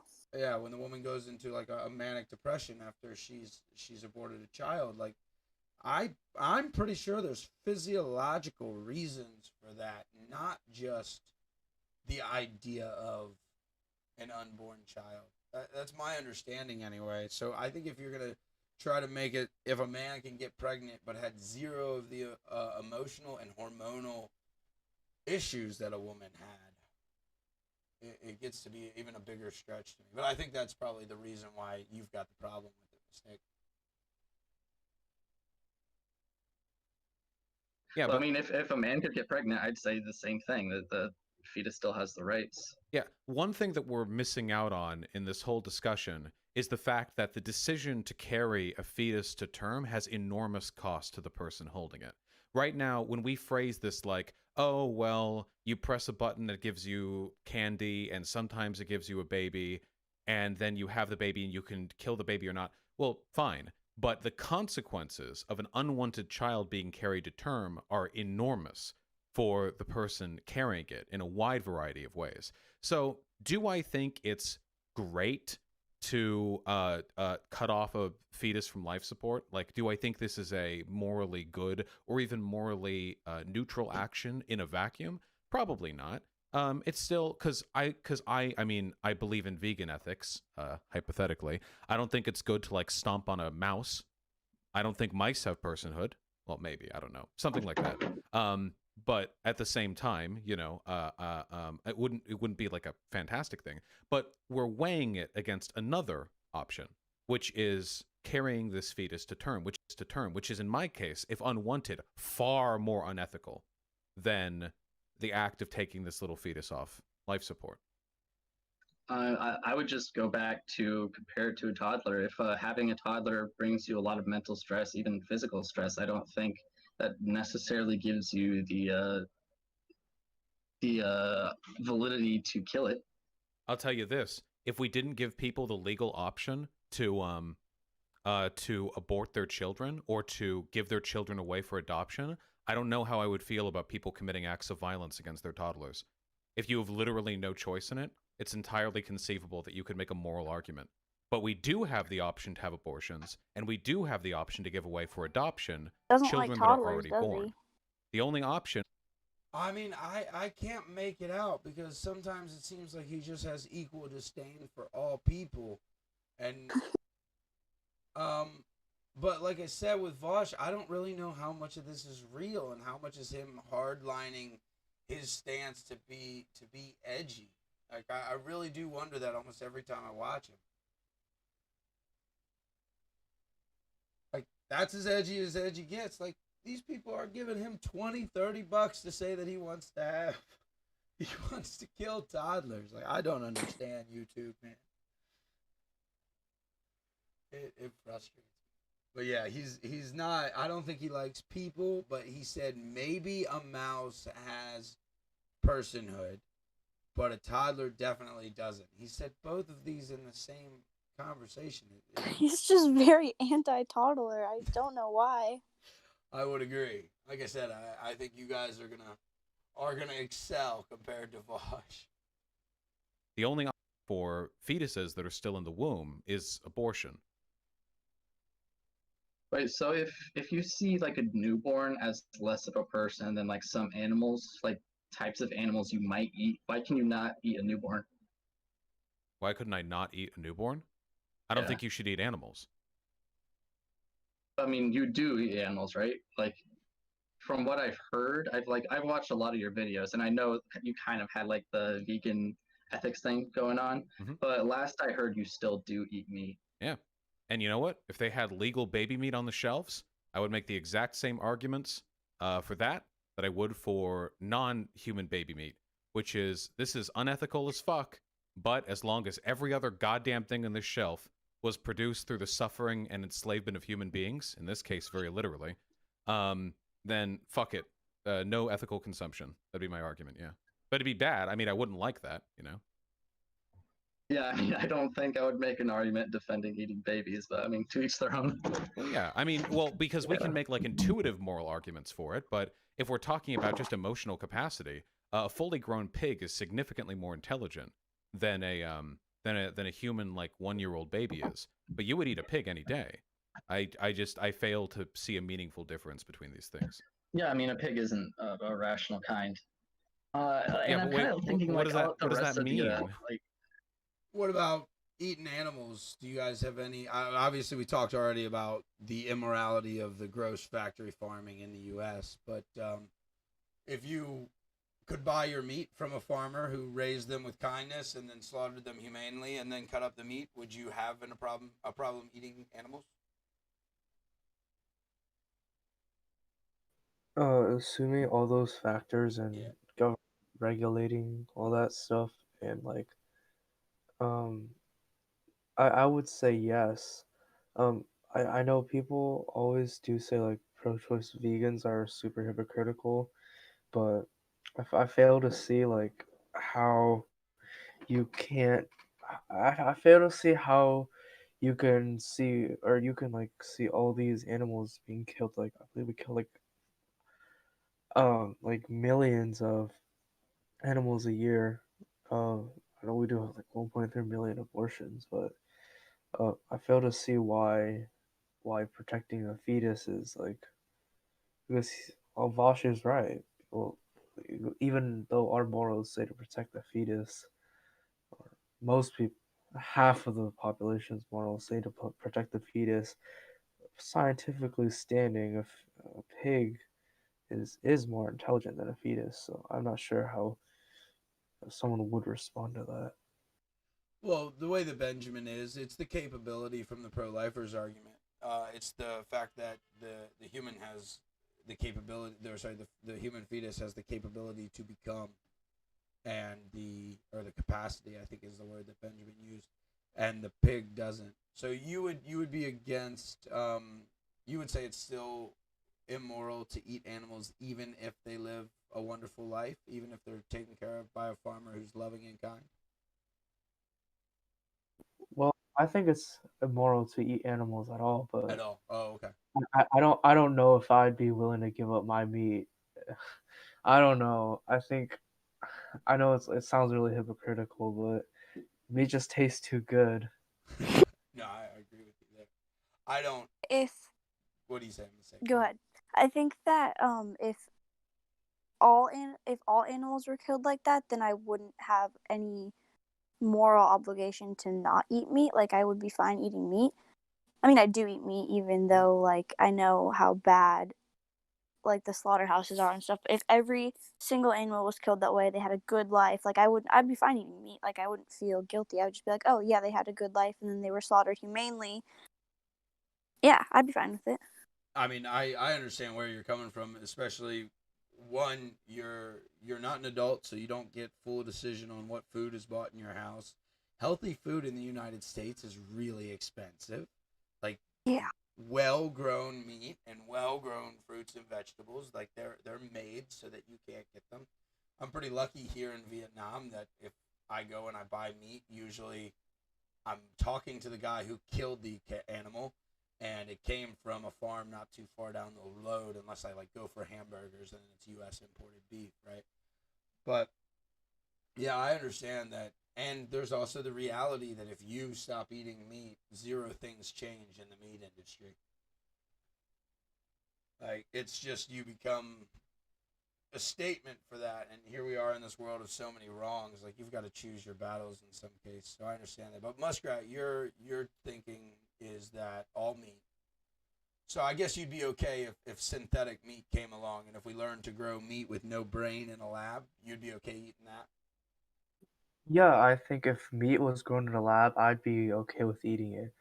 What I do find interesting though is one person in my debate server said he'd be okay with eating human meat if it was grown in a lab. What are your thoughts on that? Oh, I've never thought about that. Well, my moral objection to eating human meat would all have to do with the fact that there's a dead human behind it. Have you guys ever heard of the movie / book Alive? Think I've So No. it's about this plane wreck. It's a true story about this rugby team who's flying over the Andes Mountains, and then they crash. And the only way that they can survive to get rescued is they have to start eating their dead. Now, they don't kill anyone for the purpose of meat, but since they're in like the coldest place in existence, everyone who died in the plane crash's body was perfectly served. And so the team captain and one other guy walk through the Andes Mountains. That's why it's made a movie, because it's such an unbelievable feat. And then they go tell the rescue teams, who had all given up already, where to find the rest of them. And they're able to get the strength as everybody's rationing the last bit of food they have. They make the decision to start eating the people on their team who died, and they use that protein from that meat to get them over the mountains, to get the rescue teams back to the rest of their team, and to save the lives that were still alive. So I think that would be the moral quandrum I would go when it comes to eating humans. I don't think I would even need to go in the lab, because I have zero desire to try what human tastes like. So if human was grown in a lab, I would just not buy it. Yeah. I don't think I'd be super angry though. So what do you think about the rugby guy's decision? And do you think that that was immoral, to eat an already dead human to literally save other humans' lives? I don't think that that's immoral because, I mean, the thought of eating human, it makes my stomach like churn. But Yeah. like if we're taking emotions out of it, like I don't see any problem with it, because you were trying to keep other people alive and keep yourself alive, Yeah. and they were already dead. So if their bodies are just gonna rot, like Yeah. What about you, Muskrat?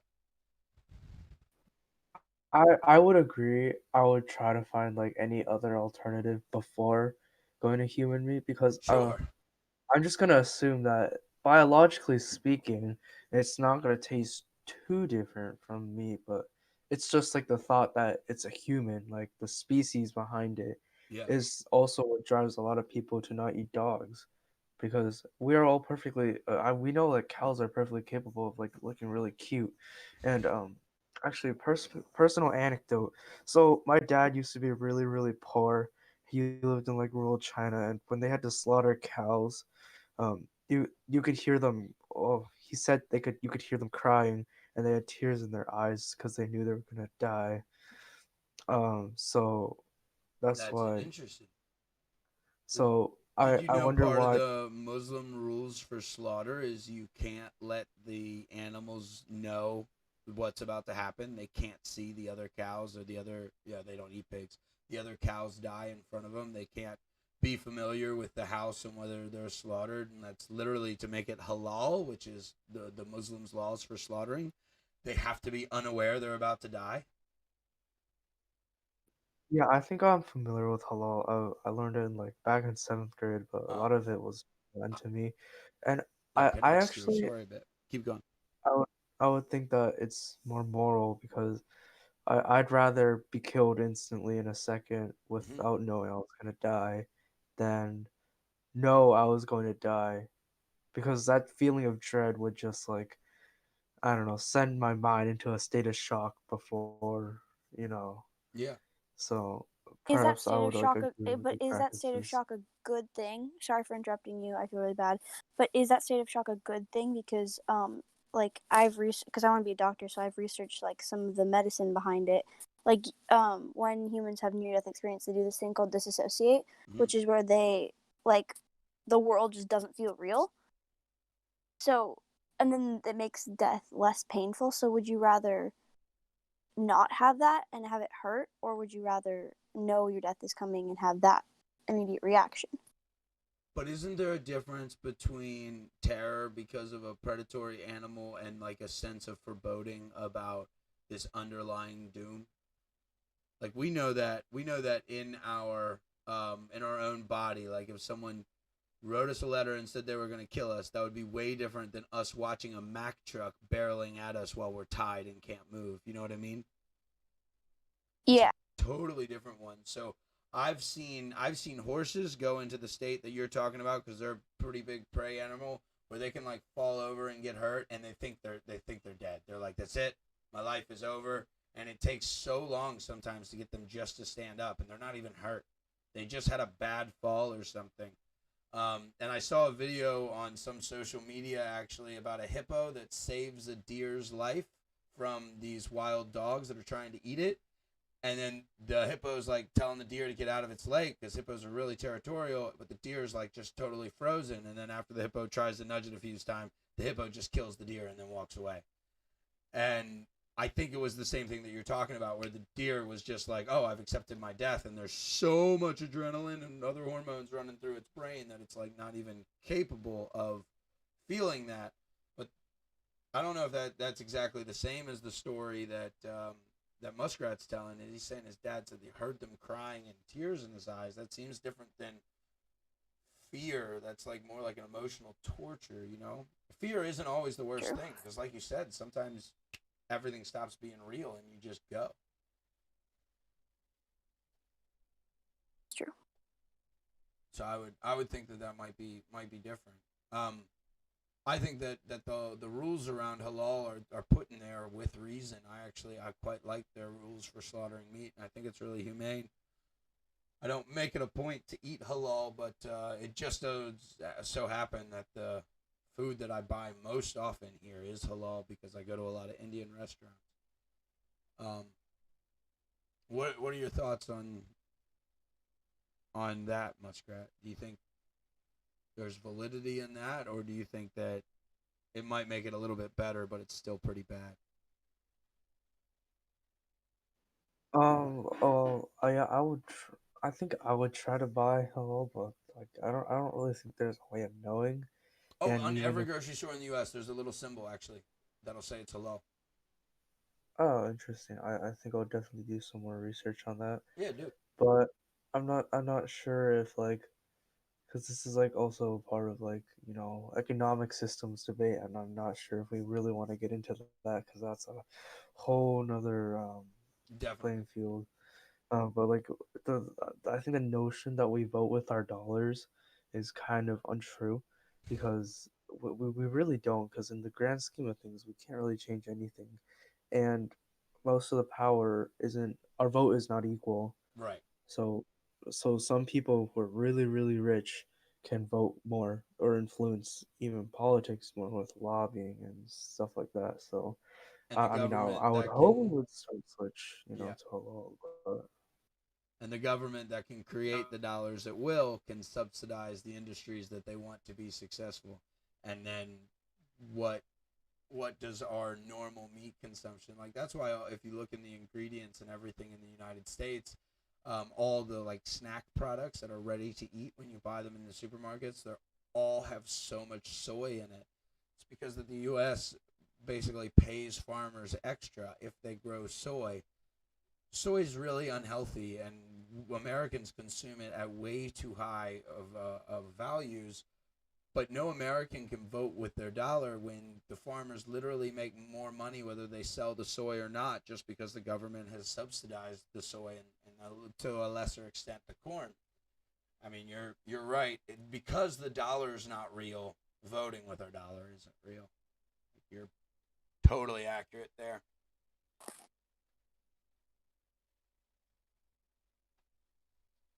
They're never going to have All right, that y'all, I ability gotta go. that Thank you so ability much. This to was really fun. I learned a lot of stuff. No problem. Nice to talk to you and hope to chat with you again, Mistake. Yep, thank you. Bye. Bye. What you feeling, Spooky? You want to keep watching or you want to call it and for the evening? I'm fine with either. Oh, well, let's. I don't know. Maybe I should go to sleep. If you do want to continue this tomorrow, I'd totally be okay with that because I don't really know if I want to start discussing with how I mistake. understand. Then we're at 49 minutes, so we'll put a pause on it here. I'm totally open to keep discussing, talking with you and mistake. It made me feel great actually, just hearing some students from the U.S. who are really taking this stuff seriously and who are really critically applying themselves. It, I'm just over here beaming. Tell your teachers, whoever they are, that some other crazy teacher on YouTube said that they're doing a great job. Thanks. As for continuing, I'm not exactly sure because our debate is at 1:30 tomorrow, and for me right now it is 11:30. Mm-hmm. So assuming that it already took pretty long, so Yeah, I don't really think we'll be able to finish it, but definitely like maybe a yeah. little before. Not sure. We might not. We'll chat on Discord, and you just let me know what your time is, and if I'm available, we'll jump on, and if I'm not, maybe we'll find something else to have a conversation about. Again, like I said, this was really cool. This was just enjoyable across the board. Yeah, I really appreciate taking the time out to talk to us My pleasure, man. It really and give was. us some points. You're crushing. So just keep going. It seems like you have a really sound head on your shoulders, and I know I've said that a lot. I'm overwhelmed because everything I hear from back in the U.S. is that the education system is just in ruins, and you two both just are counterpoints to that. So like I genuinely am just saying this was super enjoyable from my point of view. But get some rest. Thank you again. I will chat soon, at least on Discord. You said that your debate is on the Modern Day Debate Discord at 1:30. Is that right? Oh, it's not going to be on the show. It's just in the No, server. it's on the sorry, not the channel. I meant the Discord server. That was what I Yeah. meant. At 1:30 p.m. Is that right? Yes, that's correct. All right, I will set an alarm and see if I can wake up in the middle of the night and turn it on. I'm not sure how accurate or how much the alarm will wake me up, but I will try. Can anyone join? They'll just stay muted, but they can listen. Yeah, I think Awesome. that's how it will work. Perfect. Awesome, man. Have a wonderful evening. Talk to you soon. No problem. Take no mistake. I really appreciate it. Keep rocking, guys. All right. All right. What a wonderful conversation that was with Mistake and the spooky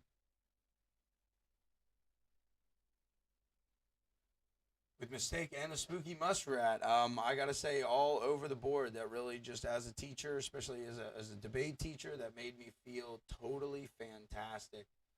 They're really smart kids, and they really seem to be taking this stuff seriously and to be caring about what philosophy is, what education is. For anyone watching this later, thank you very much. If there's anything you'd like to come on the channel and discuss with me, or if there's a debate that you'd like to go over, please reach out. My email is sinceregeodesy@gmail.com. Thank you all so much for listening. Once again, this has been Joshua from Vietnam. If there's a debate that you'd like to go over, please reach out. My email is sinceregeodesy@gmail.com. Thank you all so much for listening. Once again, this has been Joshua from Vietnam.